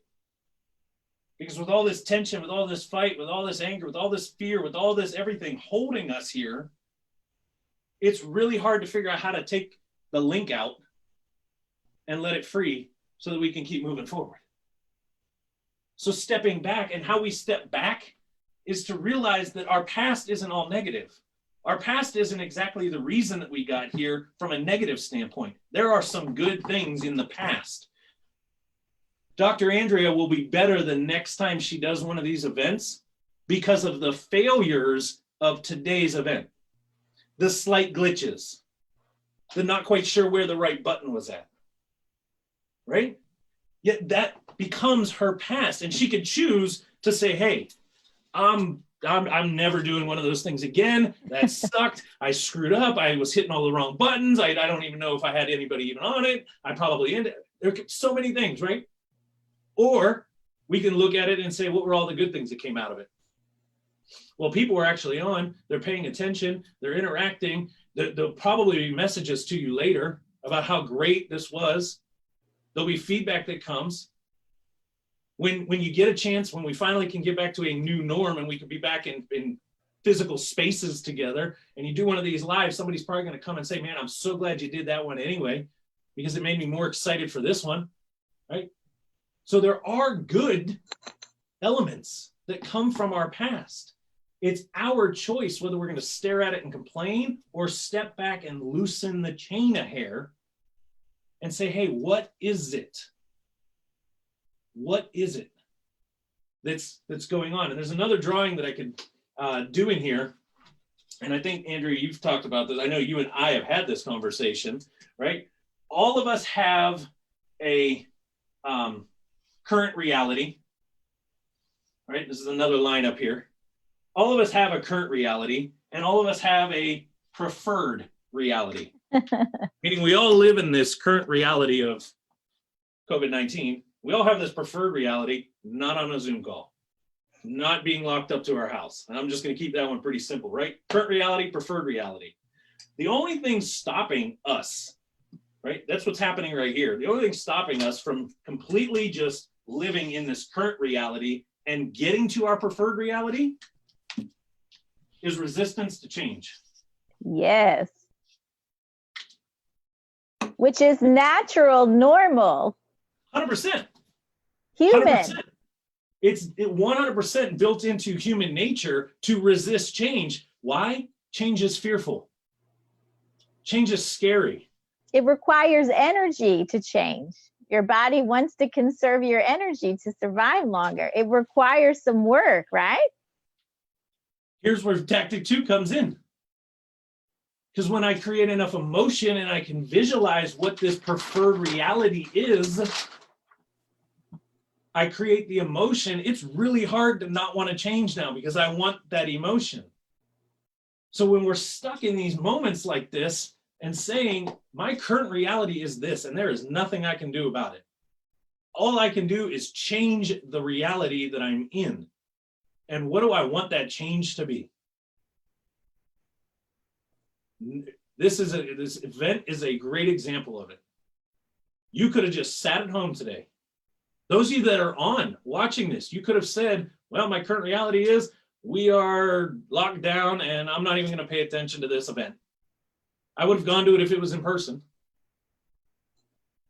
You could have resisted this change of, it's at least, well, I can still get some knowledge. I want to get better at some of these things. I want to learn how to be my own medicine. And as you can tell, all of this right here is right here. Our medicine is our brain. Yes. And I'm not even talking scientific crap because I'm no scientist. I'm just telling you real world stuff.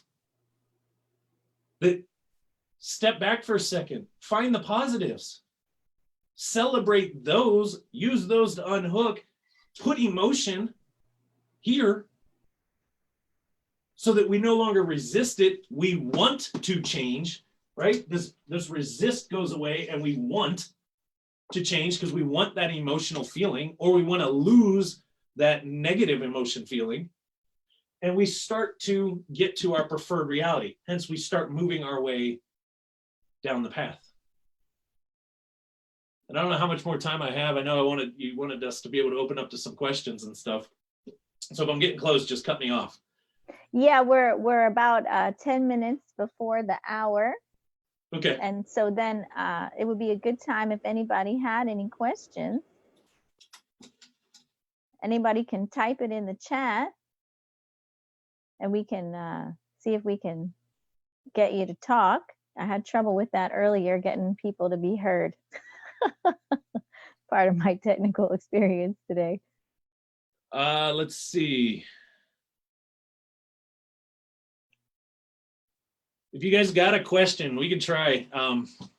As long as they've got as long as they're connected via audio, if they raise their hand and you hit unmute, they should be able to talk. They might have to hit unmute on their end too, but. Yeah. So if you guys have any questions, either raise. I can't see the all the panelists in the control panel, I don't think. Yeah, I have that open. I don't see a hand raised, or you guys can type something in a chat. Let us know. Because, you know, one of the things too is really, this is a grand invitation for all of you to ask yourself these good questions. Yeah. So Loretta said, I love the simple pictures that make it so easy to understand. Thank you. Well, I'm glad you like my drawings because I suck at two things in life, drawing and spelling. Matter of fact, when I started speaking, this was my biggest fear. And one of my speaking mentors and coaches kept pushing me to get away from slides, use the board, use the board, use the board. And I said, finally, I was like, Andy, listen, I suck at spelling and I suck at drawing. He goes, none of us are Picasso. And if you spell a word wrong, who cares? It's boring to spell it the same way every time anyway. Just make it up. Yeah, nobody cares because too, you're such a clear communicator and you have so much real life experience. You're so authentic and you're so passionate. All of these little details don't really matter. I think your little stick man looks cool. Who cares? And I love that you got a compliment about that. It's just like when you were asked to write a book and you're like, I don't write. What, are you killing me? You know, it's so ironic. It's so perfect because it's about the intention. It's about the truth. It's about the authenticity. It's about the passion of having a purpose and want to make a difference. That's all that really matters here. So exactly. There was a question here too. Stephanie asked, how do we meet? So how did I meet Sean and how has he helped me personally? Oh, that's so big. So I met Sean. We had both joined in this. I don't even know what we would call it. The business owners group.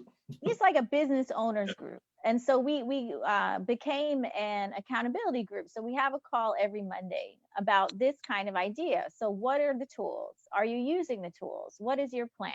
So we can brainstorm, we can inspire each other, we can troubleshoot, and then we can collaborate. And so from us really having this definite kinship that was out of the gate, everything that comes out of his mouth, I'm like, yeah, I totally agree, absolutely. I was like, well, what do you want to do? We can do something together. So he was having a retreat. The first one was last September, the Unleash Your Inner Lion retreat. And so since we have similar life experiences and perspectives that we've developed because those experiences of how we've chosen to respond to our life challenges, he had invited me so graciously to present some of my material area of expertise to his retreat group. But in that experience, I got to be a participant. And, especially since Sean is an athlete and he's a mountaineer and he has all these amazing skills that I've been too afraid to do since my car accident. I never challenged myself physically, which is against who I am as a person who is an adventurer from when I was a kid looking at National Geographic magazine. I wanted to go on the adventures that Sean's been going on his whole life, that he leads his retreat to do. So I went mountain climbing. I climbed ropes through painted canyons. That was so outside of my scope of experience. I was afraid I had torn my right rotator cuff shoulder. I thought I was going to re-injure it. I was freaked out. I had needles in my backpack in case things got bad. And, since him and some of his other participants like Jeff, they're Marines, I was like, well, if it all goes south, they'll carry me out of this canyon. That was in the back of my mind. Like, if I'm going to go and I'm going to stretch myself way outside of my comfort zone and risk injuring myself, which I do not enjoy. I was very angry. I had tore my rotator cuff a second time. I had already done that, didn't like it. But I went anyway, and they took great care of me, and they empowered me, and they helped me reach that edge, which he has another great drawing, right? When I say this in my practice all the time, when we go to our edge and we meet our edge will expand. But we have to have the courage to go to the edge first, whatever that edge is for us. You mean this one? Yes, that's part of what we're inviting all of you today to recognize. What is your edge? So what Dr. Andrea is talking about here is we're all used to our comfort zone, right? And there's a lot of people out there that say the only way to grow is to get out of the comfort zone, and this is comfort, and your growth is way out here, and that you need to get all the way out here to grow. And the problem with this is that right there is scary as you know what. That's a big jump. That's like going parachuting out of an airplane, which I haven't done either. That's just way big. It's like, wait a minute, this is what I'm comfortable with, and you want me to go completely unknown, completely way out here. So think back to, and many of you guys have heard this story before, but those that are on that haven't, think back to when you were a kid. Maybe you learned to swim this way. I know I did. You learned to swim, and our pool had there was a deep end and a shallow end when I was learning to swim. But there was a rope that went across that cut the two in half. And as a kid, my parents said, don't go past the rope. So you would get to the rope because you could still touch there and everything was cool and kosher. And they would start yelling, get back from the rope, because they didn't want you out into the unknown, right? Well, through peer pressure and, friends and you trying to be a little bit more brave, you start doing things like ducking under the rope, and your buddy's like, hey, I bet you can't swim like 2 strokes and come back. And you start doing this. Well, what's happening then is this. When we were getting to the rope, we were basically coming right to the edge of what was comfortable or safe. And then we would slightly do it, right? Friends there, maybe the parents actually said, it's okay, go out a second and come back, see how you do. Controlled a little bit. We were able to start to stretch it, meaning we were able to push just a hair past our comfort zone. And then you started doing that a couple of times and you realize, wow, that's not so bad.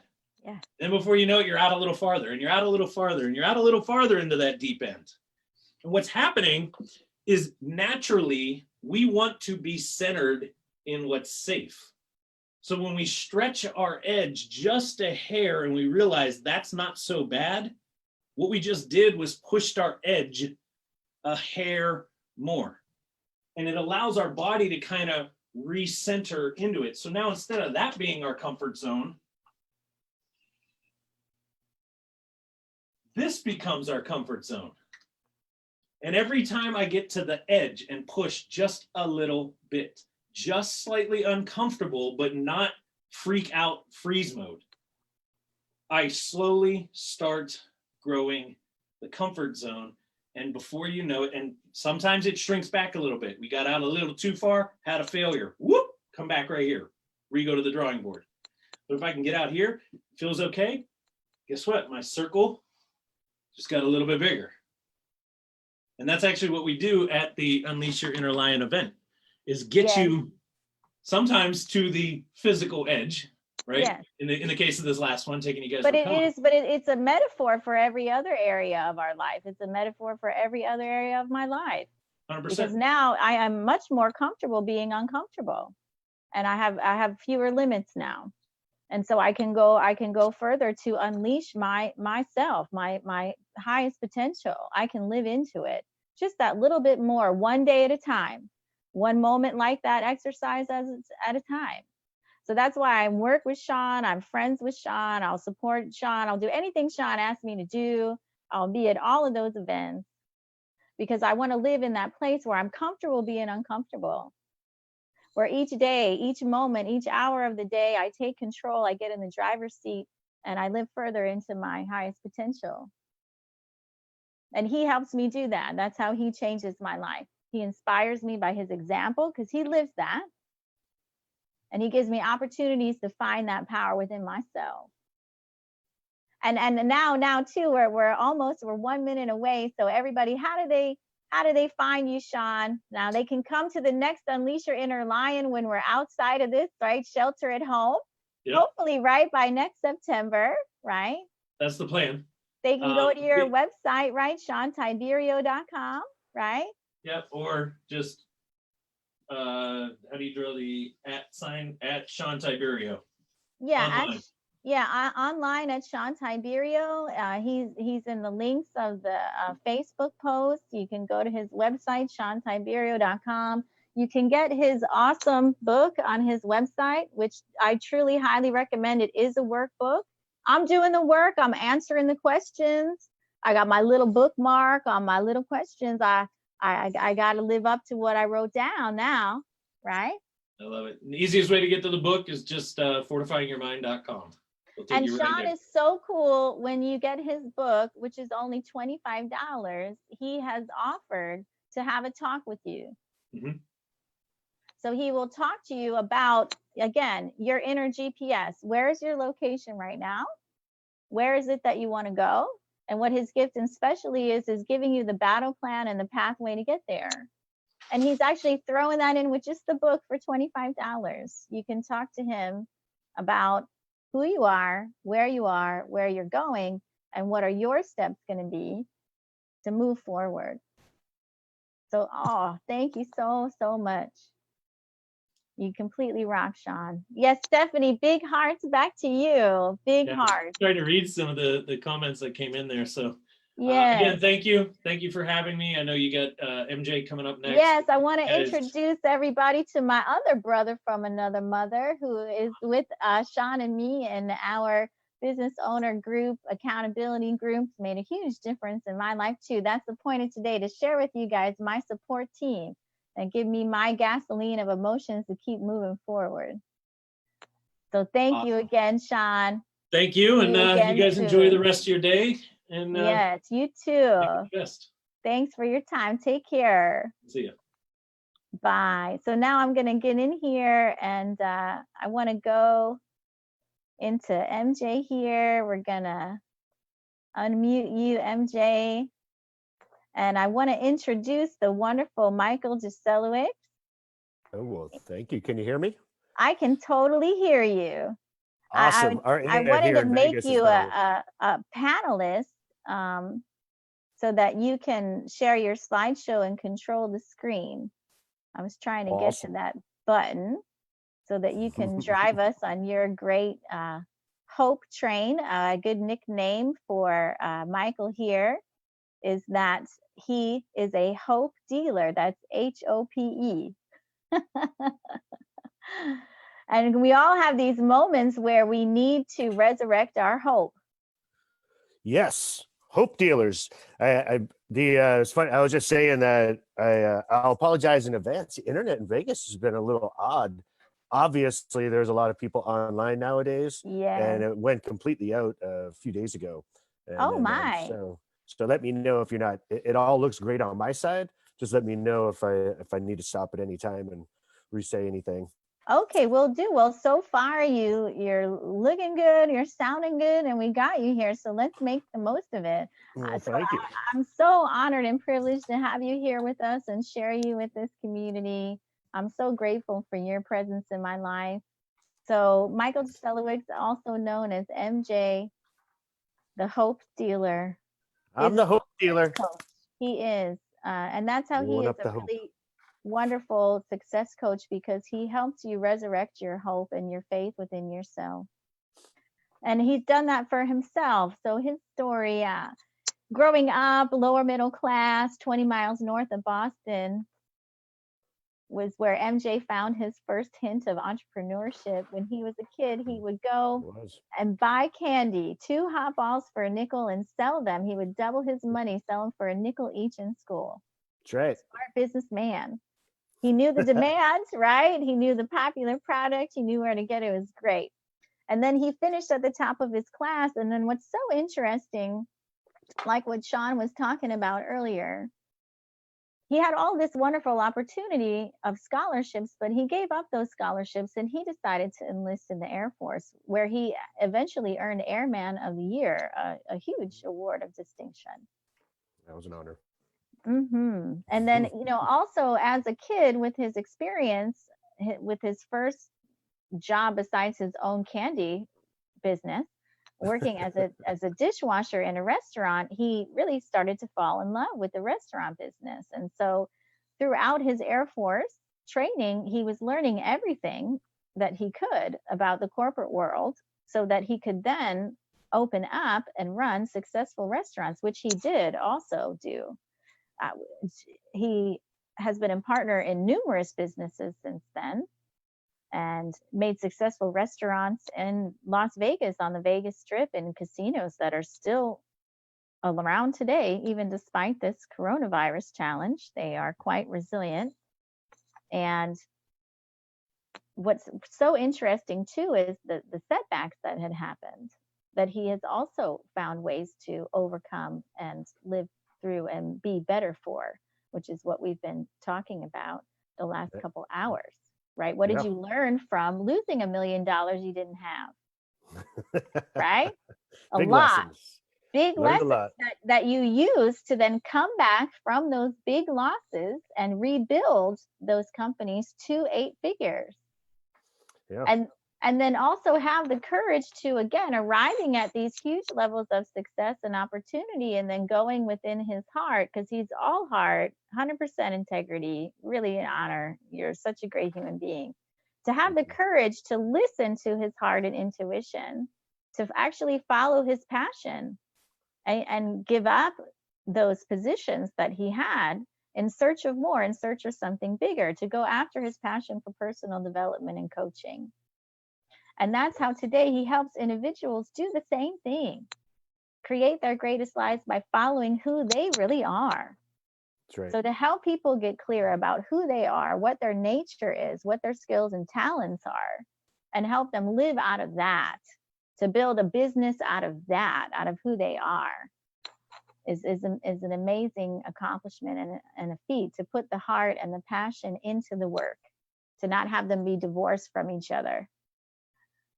And to always, really be courageous when something doesn't feel right, to ask those big questions, right? And face, like, if it doesn't feel right, all right, so what's going on? Yeah. And now what do I need to do? Even if other people, I'm sure, leaving 8-figure businesses, I sure got some comments myself, wanted to transition to different career fields. Like, you're going to do what? What do you know about that? Are you Yeah, right. crazy? Right?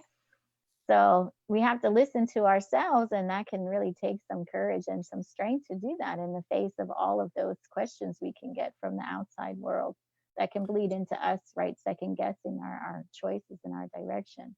So Yeah. he is an amazing human being. He's become a very good friend of mine and a mentor, and also a wonderful example of what's possible. And I so value his support too.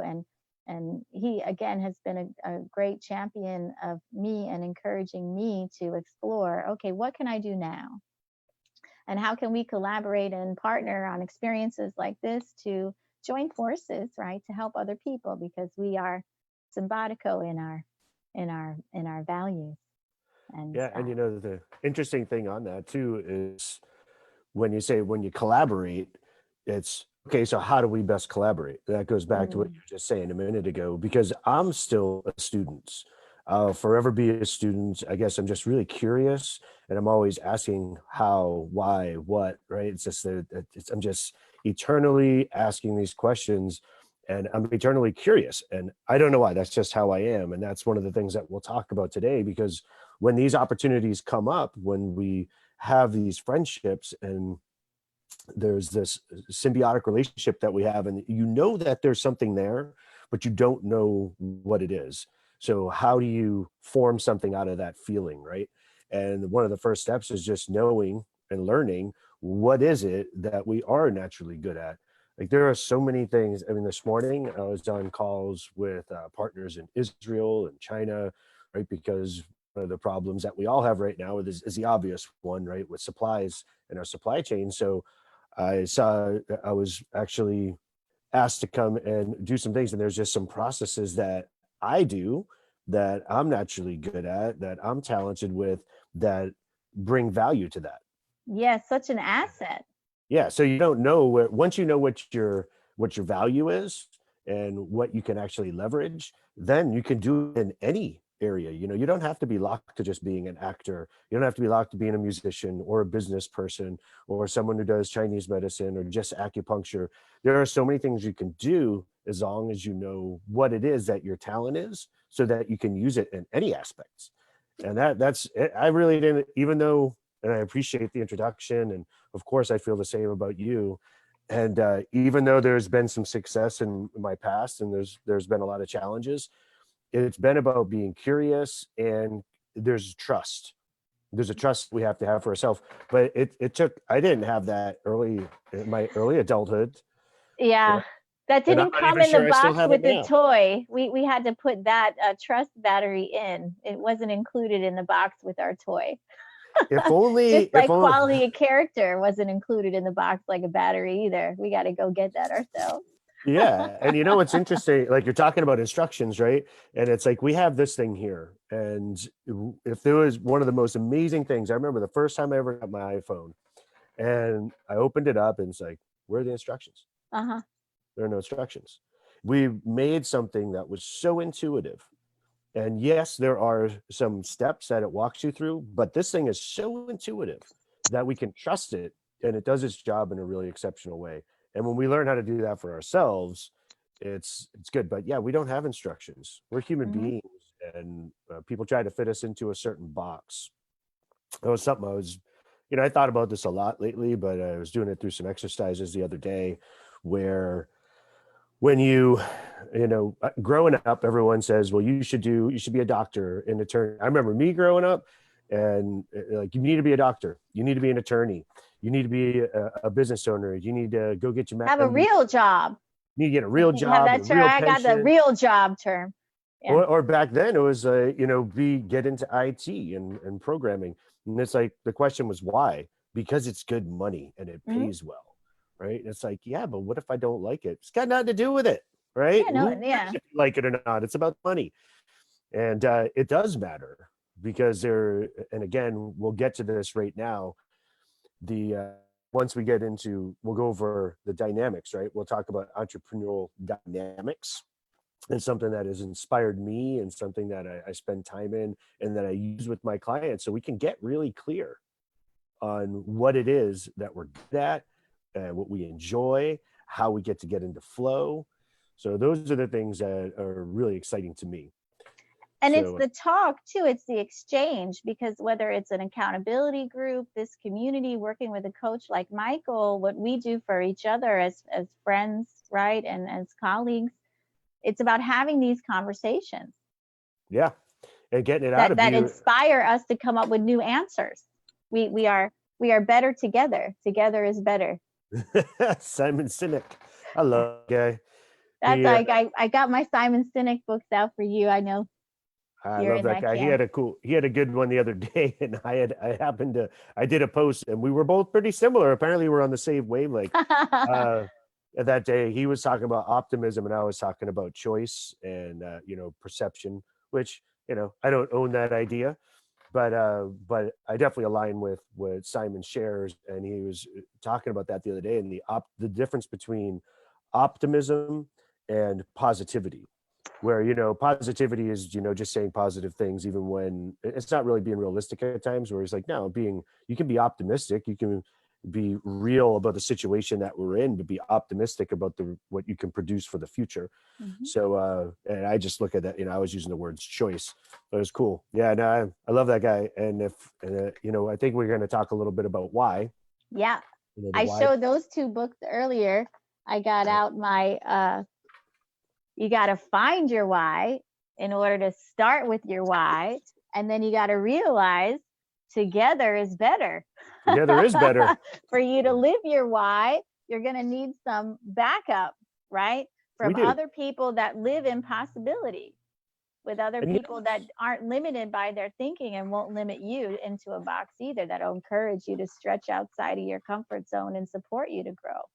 Yeah, and that right now there's a lot of people helping out there. Lots of people offering support, including coaches, psychotherapists, psychologists, everybody who's saying, hey, even people who are, it's not just about work, but if you're having some issues psychologically at home, hey, we're offering to give you support at no cost. So there's a lot of support out there. And one of the things I saw someone mention recently, I think it was Rowling, the Harry Potter. She said there's a lot of people out there saying, well, look, you should be taking advantage of this time at home to create something for yourself, or you're wasting your time. And she just said, look, you don't know what people are going through. Don't try to guilt them into doing something. So my point is this: there's a lot of people helping out there, and there are some people, just like with anything else, that are trying to take advantage of it, and their intention may be a little bent. So I would just say here today, what I want to offer is something that you will be able to use as some practical use to what I'll share. I don't get to go into it too deep, but I do want to explain how it's, I actually changed the presentation a little bit, Andrea, so I could make it simpler. Great. And because the other way was we were talking about fulfillment, where right now we want to talk about the dynamics as an entrepreneur, as a human being, as a team, whatever it is, the dynamics that make us work together and make us productive and make us and get us to have fun. Yeah, really So- help us capitalize on our nature, learn how to harness it and focus That. it. Get the handbook. Get the Yeah. handbook here on who Yeah. are we and what can we do with us to Yeah. help So if you don't, ourselves. so if you didn't get the instructions, like with the phone, we're going to lay some out for you. Yes. That's perfect. So do you mind if I share my screen? Yes. Share your screen and take it. Take us All on this right. journey, please. Let's take it on a quick journey so we can leave plenty of room for questions and answers at the end. All right. So you can see my screen. Yes. Yes. All right. So own the potential. This is just my title slide. This is my company. It took a while. This means a lot to me because we talk about potential. I've talked about potential. I've heard it for some reason. It just kept showing up in my life. That word has been around me a long time. Not living up to potential, and others that I'd seen that I knew had even more potential than they were showing. So kept popping up. And my tagline is making you a priority, because I really think that, and I believe this to the core, that if you make yourself a priority, everything else is going to roll into place. So that's investing in yourself. It's investing in what you're good at. It's investing what you're curious about, and everything around you, right? Investing in your health, right? That's one of the things that is really big. prevention and being preventative in your health and making sure you're building your immunity. So all these things, when you make yourself a priority, you can get the biggest potential in your life. But today we're going to talk a little bit, as we shared earlier, about some entrepreneurial dynamics. And I love this quote: everyone is a genius, but if you judge a fish by its ability to climb a tree, it will live its whole life believing that it is stupid. Now, some people say that that's, I've seen it attributed to Einstein, and some people say it's not. I really don't care. I love the quote. I think it says lots. And that was when we were just talking a moment ago. That's what I was saying when someone's like, look, you got to be a doctor, you got to be an attorney, you got to get into computers. That's the future. And all these different things and different ideas. They weren't, if I had followed any one of those and I hit a roadblock, it didn't have any, it didn't associate what I loved and what I was good at with what I'm capable of. So what we're going to talk about now is about the flow, because you put that fish back in the water and it just naturally is going to swim. It's naturally going to breathe. There's not going to be a self-judgment on anything. So that's what we want to do with ourselves, put ourselves in the environment that can allow us to be able to grow and prosper and have fun. Like, that's the other thing. Whatever happened to fun? So one of the tools that I use is there's a gentleman, Roger James Hamilton. He's a mentor of mine, and he has Entrepreneur Dynamics. Now, what it is it's more of a business development system, but it's also a personal development system. And it kind of empowers you so that you can be more productive. And it does it by measuring the trust and the flow that you have in life and in your business, between and your teams, with your leaders. And a subset of this is the wealth dynamics and the talent dynamics. So the wealth dynamics is personal, right? And the talent dynamics is as a team. How does your talent fit into the dynamics of a team? So the system kind of includes, there's a profiling tool, and it measures the level of the trust and flow that I was talking about, because that's really what it is. It's about flow. And then it'll measure that level of the company, right? That you're in, and your team and yourself. So it depends on how you're using this. We've talked a lot about our business. Our accountability group is our business, and we have smaller teams. So if I say that at times, just bear with me. This can be used individually, or it can be used as a team. It works well both ways. Just matters what context you're in. So what is flow? So flow is, to me, it's when things are effortless, when time kind of stands still, when I'm having fun, when it's easy, or simple. Let's say it's simple, more so than easy, because there are some very complex things that I think we all do, but we're capable and we're extremely competent at it. And we don't even know why. We have no idea why. So my mom, right, growing up, she'd always say that I loved clean. Right. And she said at an early age, like 3 years old or something, there was something going on, and she just handed me the vacuum, and boom, I was at it. And she was, oh, well, that was easy, right? That was my new toy. And it was my responsibility, even if it wasn't my responsibility, I did it anyways, going into my teen years, living at home, where I would vacuum, I would organize the magazines, I would dust, I would clean, because and then my room was always neat and orderly. I just liked things organized. I don't know why. I have no idea why. It just was a natural thing for me, right? So I was in my flow. Like, some people don't like cleaning. Look, I don't like cleaning up after the same person all the time, just being disrespectful. But it's just our everyday lives. For some reason, I like to be neat and orderly. Doesn't mean I'm perfect all the time, but I definitely find my flow, have fun when I'm doing it, and just time goes away, because there's something about organizing for me. That's flow, and that's a big part of what these dynamics are. Walt Disney said, of all the things that I've done, the most vital is coordinating the talents of those who work for us and pointing them towards a certain goal. So talent, it's not just what you do well. It's what I just said. It's what you love to do when you're doing it well. And one of the things that Disney didn't do, as an example later, is he was someone, he wasn't just a creative talent, but he worked people a lot. So that's why so many of us, we're not really aware how valuable it is, because it's what we do. It's fun, right? We don't. So, and I hit this roadblock, like I said earlier, I still have this challenge at times, because I'll be doing something, and then we'll start, doing an exercise, and it's like, what are you good at? It's like, I have no idea, right? Or whatever. And all of a sudden, people are like, well, someone else will look at it from the outside, and it's so easy to say, well, this is what you do really well. And where you, as a coach, it's easier for me to see that with people. I think that's kind of natural, but you using these profiling that I was talking about earlier, it's really important to understand that you can there are tools to allow you to be able to see that. So one of the things, before I go further, I'll keep going. So that's talents. I also talk about value. So value is kind of the level with talent and value those around you. So what I just said is, how does it bring value to a situation? So you, as a chiropractor, as a doctor of Chinese medicine and an acupuncturist, the value you bring to people is diverse, right? But you got to do with pain, right? Reducing pain, getting healthy, staying healthy. So there's a ton of value that you bring, and you recognize that. Back people who don't understand what their talent is yet, they can't really measure their value. But when you use something that allows you to recognize that talent and understand what your value is, it's got to be leverage. And leverage is really, that's what's going to be able to create wealth in a lot of different ways. Wealth isn't just money, right? Wealth is opportunity. Wealth is abundance. Wealth, could be family. Wealth, to me, is when value times leverage, right? That's what wealth is.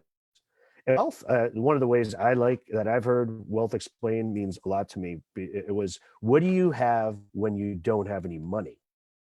Right? That's your wealth.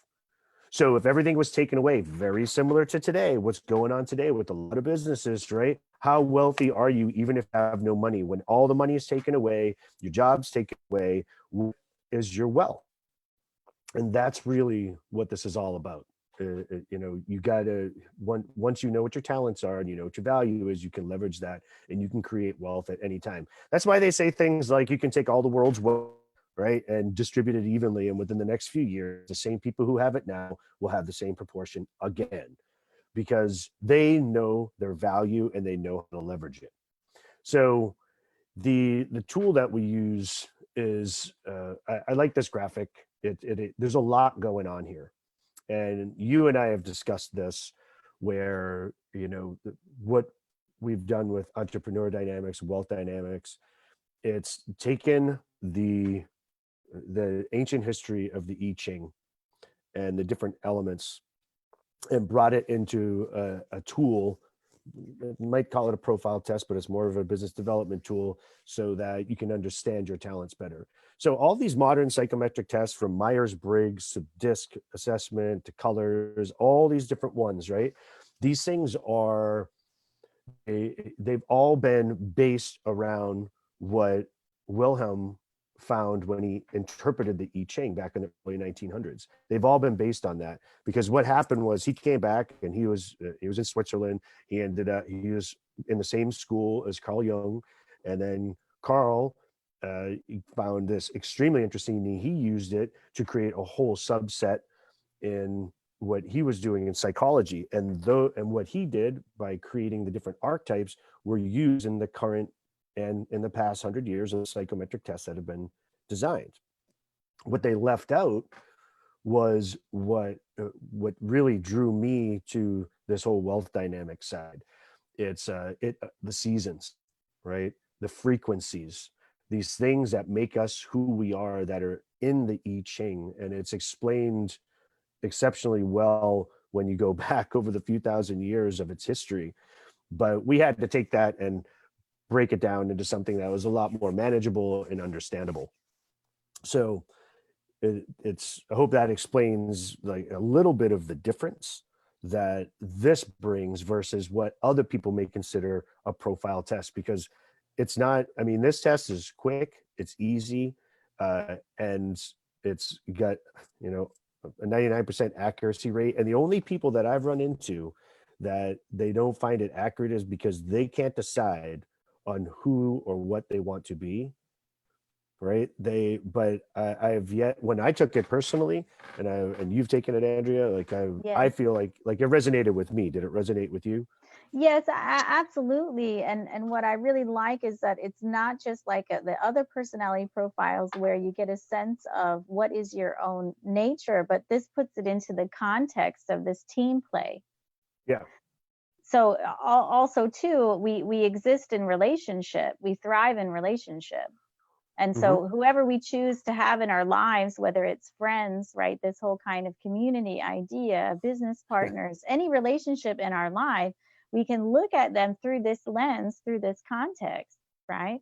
Yeah. Because Thank you. what Exactly. is complementary to me? What are the areas from taking this test that I find I have less of, that I would be most supported by having a person with other skills and talents that I have less of to help balance me out Yeah. and support me. So, for us with both of our profiles, we have a common ground in certain areas. And then in Hmm. certain areas where Michael has more of certain things that I don't, he's a wonderful asset to me in these kinds of conversations that we have, for me to see things from another perspective, for me to Yeah. fill in the gaps that I have, to be more aware, more conscious, and make better choices, and have the support to do that from a different perspective that isn't, naturally coming from me. So this was so much better in identifying too, and recommending, well, who do you need to back you up?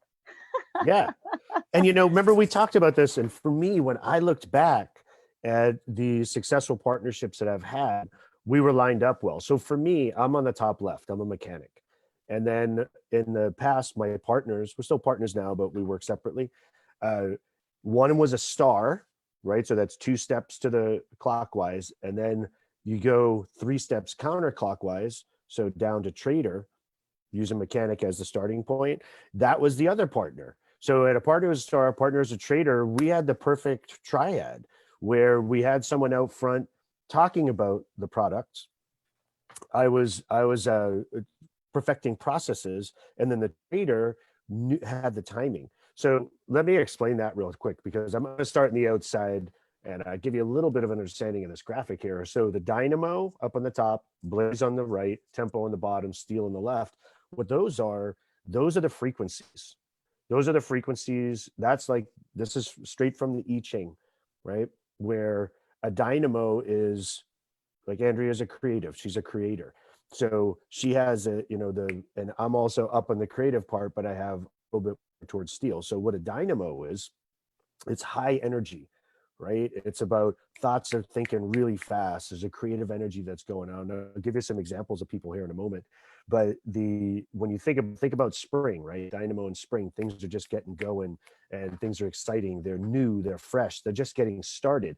That's a dynamo. And it's also the frequency of the cloud, your head's in the clouds, you're thinking of all these different things. Now, the direct opposite would be on the other side, in the bottom of this graphic here, the tempo, right? They get their ear to the ground. So if the creator, the dynamo, has their head in the clouds, the tempo has their ear to the ground, and their timing is good, right? They say they just, for whatever reason, they have and there's a lot of reasons, but they have this feeling. Like George Soros, when you talk about how he trades, he although he does a lot of research, he also has a certain feeling in his lower. He actually said that. He has a It's gut like, I get feeling about it. That intuition is real. It's part of his nature. Yes. completely, but it's in timing, right? You ask him to be somewhat creative on something. No, no, that's not where his strength lies.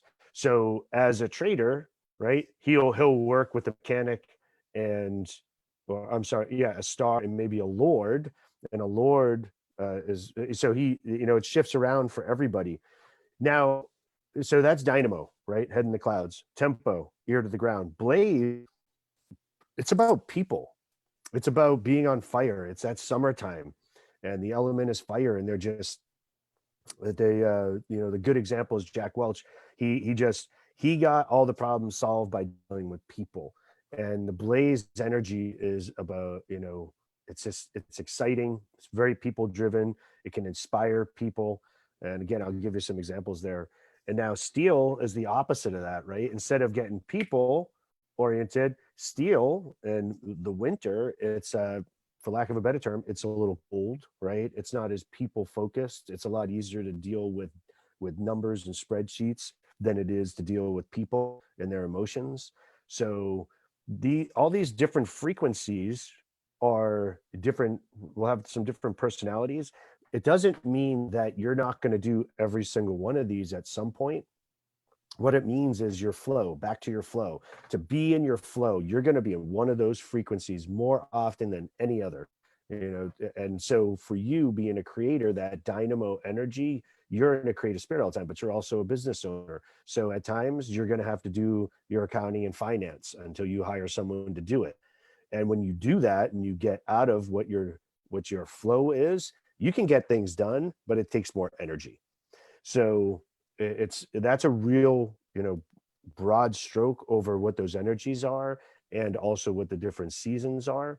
Now, it's not just about that person. It's also, if we're talking about our businesses or any project for that matter, there's a beginning and then there's an end or maintenance, right? So in the beginning, it's just like spring, it's wood. Then you add some fire to it and you're blazing. And then you go down bottom. Now you're getting into autumn. And if you're using the analogy of a business, right, starting to gain momentum. And then once you hit a certain level of business, it's been around for a while, you already got it started, you've added a bunch of momentum to it. Now you need someone to manage it properly with numbers. That's what someone from that steel side, that frequency, or you working in that frequency is going to give it you'll be able to use those tools at that time. So again, broad stroke. Now moving inward, I'm going to skip over the profile names, but when you see the top says innovation, then intuitive.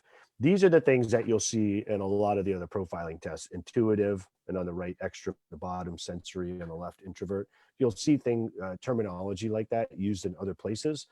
But here it's also included with the innovation top and the magnet on the side, the timing, and the multiply on the left. So the ways that the different profiles will use their talents to improve their situation and their flow or their company or their whatever they're working on. So, and I'll apologize in advance. I can't get too deep into this because again, I want to be able to answer some questions, but also want to give you some examples here in a minute. That V times L, that's what I mentioned earlier, value times leverage, and that's wealth of this whole thing. What are you guys saying? I wanted to say, just to give a practical example, when you realize from taking the wealth dynamics test where your dominant elements of your being are, where your nature is, it also can help you make choices about when and how you do things. So going back to exactly this example, so I have been my own bookkeeper in my own business. I've been doing my own taxes for 25 years. Right. So I can go into the details. I trained myself to do that. It's something I can do, but it's not something that I'm blissful when I'm doing it. And like you said earlier, I find that pretty exhausting. So I've had to learn, and this test can remind us, okay, so if I'm doing something that expends a lot more energy, that's not in my natural flow, then I have to reserve to do that at only certain times. Yeah. So the last thing I would want to do is accounting at 8:00 at night at the end of the day, because I find it so exhausting. I would tell it, like, there's nothing that would make me snooze out more than doing a paper pushing task. Yep. At that time when I'm already low energy, which again, like natural thyroid levels will start to bottom out at 4 p.m. If I'm going to attack that, I need to know I need to do that earlier in the day and get it done, and it's going to zap me. So not make other plans, right? I don't want to go like in the Blaze area. I'm not going to go to a networking meeting after doing my taxes all day. And when are the Chamber of Commerce meetings usually, right? There might be here, we have them in the morning at times for breakfast, but most of the time it's at night. Yes. And unless you're one of those supporter Blaze profiles, you're going to be exhausted going to those things. So on the day that I'm committed to going to that, I need to do specific things that day, not exhaust myself before I go out to the networking meeting. To then further exhaust myself and make myself sick, right? Because then we'll physically pay for it. Yeah, then there's consequences. One of the Yes. one of the easiest ways for me to when someone might be having an issue of saying, yeah, I see I'm a creator, but maybe I feel like I'm more of a star because they like the name better, right? Movie star or something. And then but then it comes down to a very simple question. Okay, when you're working, like for you, right? Well, you're a creator, that supporter role with the networking, going out and getting stuff done. And or no, I'm sorry, let's go the other way. Lord on the left hand side, that would be where like the finances and the details are. Yeah. So yeah, you can get it done, right? But would you do get paid and do that for other people? No, Do you I've had the offer and I exactly turned it down because exactly? 'Cause I decided if I no, did it's that exhausting. all day, it would literally physically kill me if I did Kill you. that job all day. So for me, working in service industry and being up front, leading teams of hundreds of people at a time, what I realized, and this was before I took the test, I knew that I like to do in processes and everything, but I always had to do things like, working, we'd have 1,000 guests throughout the entire day or more, maybe a few thousand guests in certain locations that I'd be managing. And I'd have to be there on Saturdays at times. And we'd literally have hundreds of parties, and it's just mayhem and it's exhausting. And there's always fires. Can I do it? Yes. And they're like, well, you're good at doing this. That's why I'd be hired to oversee the teams. It's like, but it exhausts me and I don't enjoy it at all. Can I do it? Yeah, I've had to train myself to do it. But this is back to what I was talking about in the beginning, just like growing up and someone says you have to be a doctor, an attorney, a lawyer. So they're like, no, this is what you're supposed to do. You're good at it. It's like, I am telling you, I do not like this. Like it's exhausting to me. There's a ton of people. I love getting to know people and meeting people, but I work with perfecting efficiencies and making things better and improving what's there, not dealing with people all the time. It kills me. It literally felt like I was going to kill myself doing that job. And I So think many people have had that experience too, where you yeah, realize that what do you have left to take home into your personal relationships? What do you have left for your own health? I had If nothing. we put it all out on the table in these jobs, Yep. then there's nothing left for us. And I have personally physically run myself into the ground as far as my health is Yeah. concerned And so, by being yeah, locked into that kind of position that was not the right it's not fit. good. I exhausted myself. No, and I've done that my entire life, chasing, chasing certain things because of dollars. And when I was meditating at one point, it came through my head. It's like, if you continue chasing money, you'll never be fulfilled. And fulfillment is like happiness and everything else, and enjoying what you do and working in your talent. So when I saw this tool, and you've seen me do this, where it's so exciting for me because it brought so much clarity for Yes. me. And I have yet to see anybody that, and if utilized properly, that it can't support you. I did this and I stopped everything I was doing and said, I got to redo everything. Hmm. So I have a slide in here that just says you already introduced me, but I am a certified flow consultant for doing these things. As you shared, I've been a partner in 5 different companies. I've trained over 1,000 business leaders in effectiveness, sales, marketing, operations. Myself and my teams have been responsible for over $100 million in new revenue. I did get Restaurateur of the Year and Airman of the Year. So I like putting this in here just so you guys know. It's like I'm not just, you know, I'm, I've had to live through these down times like the rest of you, and I've taken it on the chin. I have lost that $1 million I didn't have. We did it in a few different ventures that we lost it, and we had to come back. So I'm speaking from experience, and this is why I'm so passionate about sharing it. So this is what I want to share about just some examples. Whether you like these people or not is the point. It's more about who they are and what they represent. So when you talk about on the top, right, you have Mark Zuckerberg on the left as a mechanic, you have Branson as a creator, and you have Oprah as a star. They're all on that dynamo energy, right? Head in the clouds, creative, but they all do something just a little bit in a different way, right? So Oprah, right? Let's use Oprah as an example. Her value comes in her self, right? Being difficult to get in touch with, right? She's a celebrity, she's a star, but she does things not only from a creative standpoint, but she's right in the middle when you get down to the blaze. It's about people, right? You get a car, you get a car, everybody gets a car because she's doing stuff for people. She tells them good books to read because they've helped her, and she uses her celebrity status to promote things to people. And she's just enigmatic and magnetic. People love her. Branson is he's creators, and this is a good case study for you. Is he's so creative that he realizes I am not somebody who's going to get into the details like the Lord all the way to the left, and I'm not going to do that because it's a waste of my energy and my time. If I stay in my flow, I can create more. And he has hundreds of companies, and he has other people running. Yes, he makes decisions on a global level, but he doesn't run and do the daily operations and things like that. And then Zuckerberg, what did he do? He took MySpace and everything else, and he improved it so that it could work better for, he saw where the opportunity was. And that's, I'll use that. That's the example for me where I can't help it. It's someone gave the example the other day. This is very well intentioned, by the way. I don't offer advice to like feedback just because I want to be an ass about it. I do it because I honestly see opportunities for improvement in things. So I went to a friend did this is before we went into quarantine.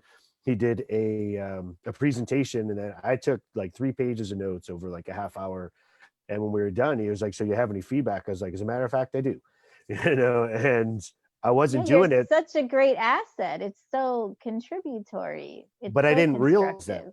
Yeah, and it's constructive. But some people look at that and be like, "Oh, this holier than thou type." It's like, no, no. That is not where a mechanic is coming from. Not just me, but all the mechanics. They're like, no, that's just like, you just can't help it. Just like a creator like you can't help the ideas. Just keep flowing.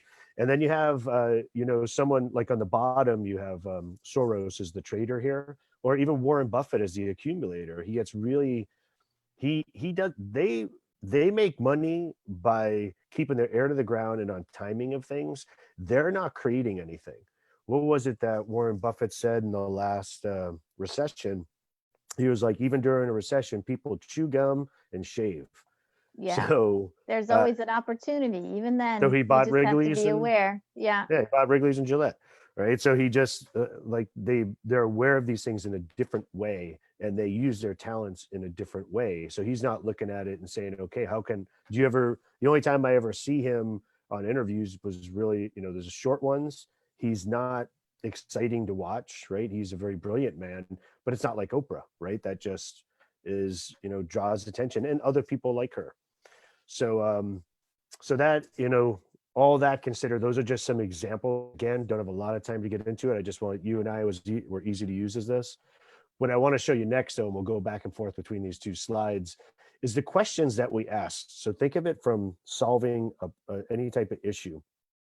And if you keep this in mind for a second, the dynamo up top, when we switch over this on the right-hand side, it says dynamo. And the question we ask is what? Right? So what has to be done to solve this problem? So you, from a creative standpoint, are going like this, right? Yeah. And Blaze, they deal with people. So they're asking, who can I talk to get all the answers and put them together, do my research to solve this problem? The Tempo, the Warren Buffett on the bottom, he says, well, when can I do this? What's my timing going to be like so that we can solve this problem? And the Steel, so I'll give you an example. The mechanic on the top left, me, for example, although I'm a dynamo energy and frequency, I will ask how a lot. I ask what and how. Process. And, how do I solve this problem and make it better? So if you say creative, right, you're like, we're going to do X, Y, and Z, and this is what we're going to do. And I'm going to say, that sounds awesome. How are we going to do it? Right. And sometimes from a creative standpoint, you're like, what the heck does it matter how we do it? All that matters is that we're going to create it. So what you said earlier, after you start understanding where we all come from and how we all start perceiving things and how we can use our natural talents to fit into certain responsibilities, we can also get better at communicating with one another. So we're talking each other's language and not saying, why can't this idiot understand why the heck I want to do this? right? It's so obvious from a creator standpoint why this would work. And then you get Warren Buffett over here is like, yeah, the timing's crap. Yeah, Right? it's so true, because we need a team, right, to give us Need a those team. other perspectives and to respect each other's area of natural talent, gifts, and expertise too, and be Yeah. respectful and invite them into your life to share what it is you don't have to help you. Oh my God. It's awesome once and again, I've used a lot of different tools in my life Yes. to try to get these things together. And this has been the first time in a long time that I'm like, it all makes sense. It aligns with my spirituality, with the I Ching, with thousands of years of history of being, utilizing these tools. And, so Because this is natural law that's natural, operating within exactly. us and Yep. within all things. If we So can get recognize on it. that, yeah, Yeah. Don't we're fight much it. better Don't off fight it. than fighting it. It's much bigger than us. Yeah, way bigger. And if you so those were the four sides, right? And then you look on the top, it's the spirit, it's the why. So if you go back here, right, if you're looking, this is like looking down on the top of a pyramid, kind of, and where that X is in the middle with that V times L, value times leverage, that's the water, that's the spirit, that's the why. So you can be a star, but it all starts with your why. And if you almost visualize that's like the top of a pyramid, right? And then water flows down, your why flows down to your profile, and then you act from there. So the why, the spirit, you start with Simon Sinek, start with why and Yes. find your why. That's one of the first things. If you haven't done it, you got to do it. What came out for me that resonates pretty good is I want people to know that they matter, right? I truly want people to know that they matter. And how do I do that? By giving them the processes to find success in the things that they love to do. But first I had to define why, right? It's not, my why isn't because I want to make a bunch of money and I can be free. No, that's something that's going to just be, comes out of doing what we're doing, a result. But my why, your why is always going to be something a lot more, it's going to be a lot deeper than what you think of on the surface. And the Simon Sinek, just that finds your why, gives you the perfect process to go through it. You can get a partner. You can actually go online, and I think it's like $100 to to do it all online if you wanted to. Which is So speaking to your experience too with this wealth dynamic test. Everybody can take yep, this test online sure to can. get this kind of clarity.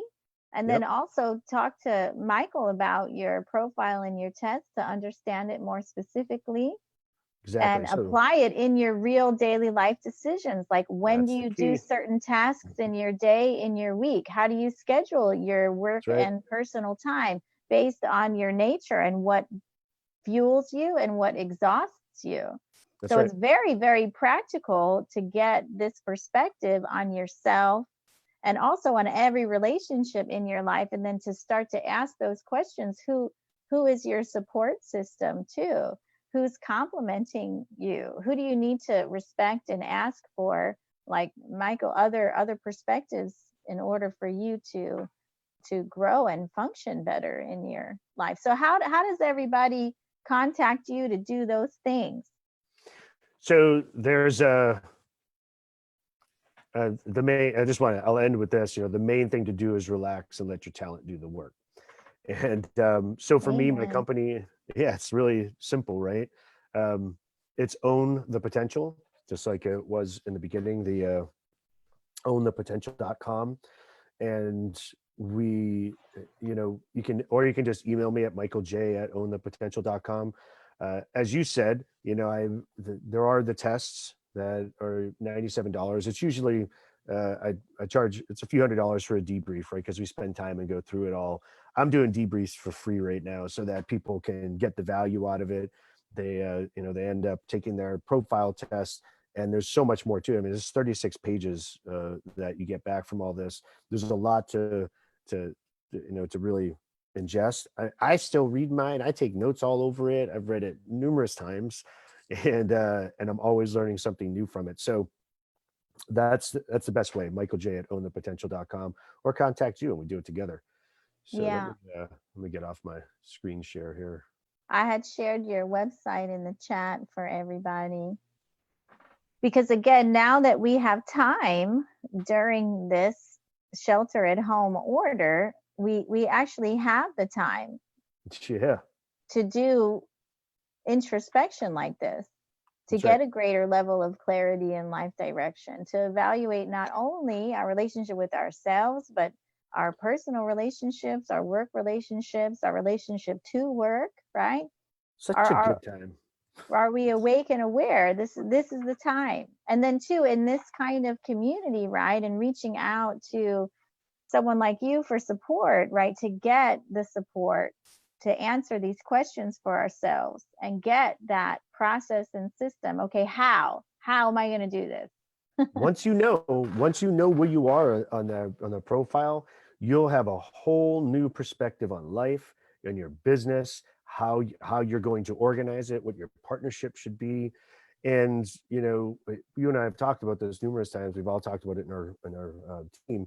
Is the reality of where we are at right now is that normal will look very different when we come out of this. So you have an awesome opportunity to reinvent yourself. Yes. What an amazing, and it doesn't mean you have to change careers. Maybe it does, maybe it doesn't, but you have an awesome opportunity to define what is really your natural talent, and then how do you leverage that. So I'll give you this last example for me because it's easier to from my perspective. But Ray Kroc is a good case study for me because whether you like McDonald's or not doesn't matter. What matters is he's 52 years old when he finally hit it, right? And what he did, where he found success was someone else had this great system and this great idea of how to have a fast food restaurant. And then he knew people on the franchise side from all the years working with his attorneys. And he created the process to franchise them and bring them together. And his process in the middle is what he leveraged. And then how he made processes better for the supply chain for McDonald's is what made it unique. So for me, I own that process in the middle, right? I don't necessarily have to create something new. I don't necessarily have to be an attorney. I bring them together and then improve all that in between. For you, it's about creating, and you own what you create. You're a creator, right? You own your intellectual property. And once you define these things and you know where you are on that spectrum, now you can go and you can use it to your advantage. And now is an awesome time. Take advantage. Don't get sucked into, like, I watch the news to be informed in the morning, and then I go on with my day. Yes, we had talked about that earlier. I had brought that up too. Limit your news time because it's very emotionally triggering.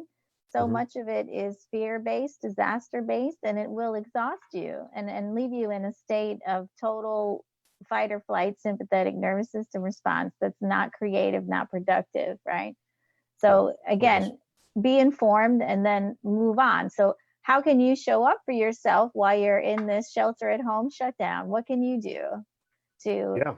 gain more personal power, gain more clarity, right? Wake up, make some better decisions.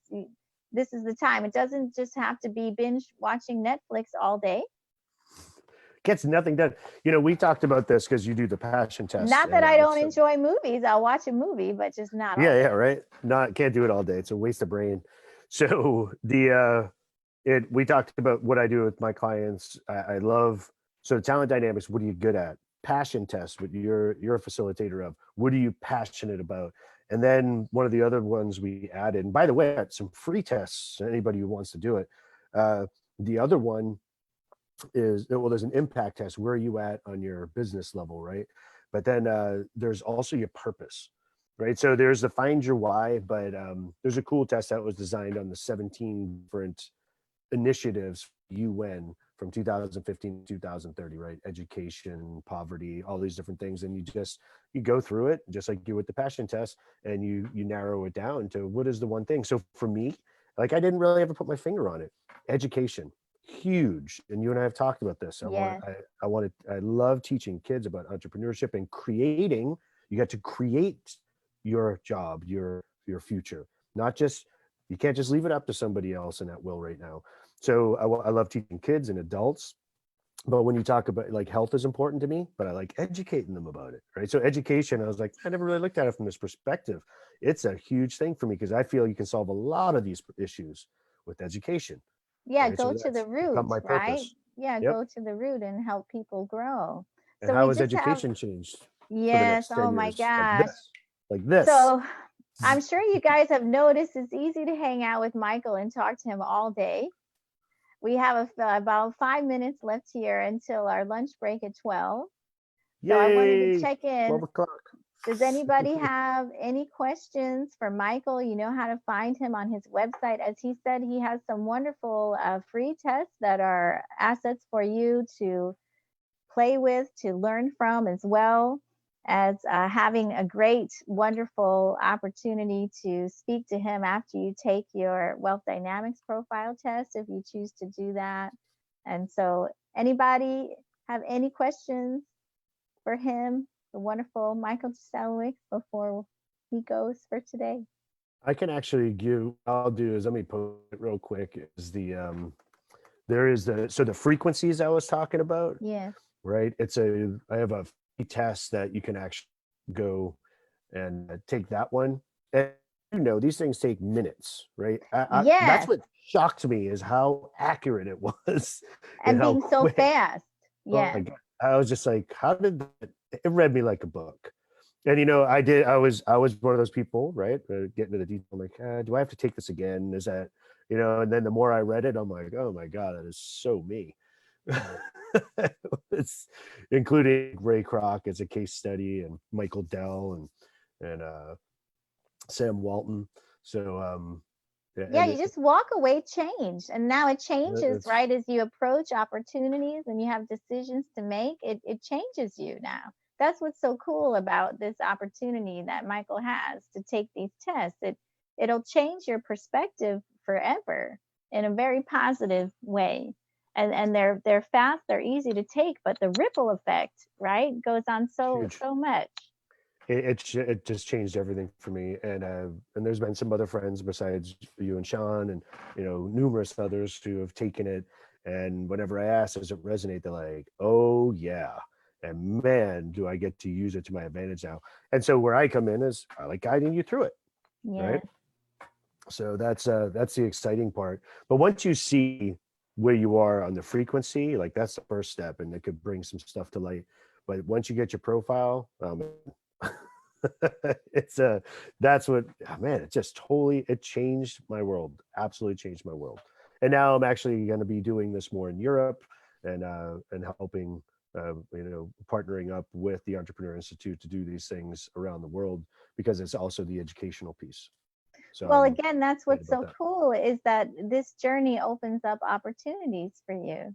Yeah, and it goes for all of us, because then it Mhm. goes back to what are you good at, what's your talent, what do you enjoy doing.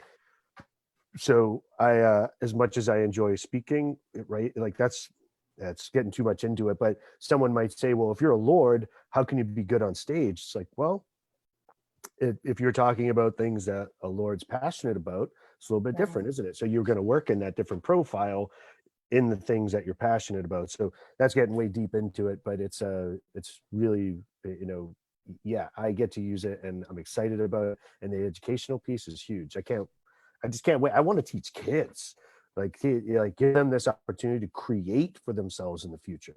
That is Yeah, awesome. and they'll eat you up like candy. That'll be such a perfect fit. That's awesome. I get to wear shorts and t-shirts every day. I love it.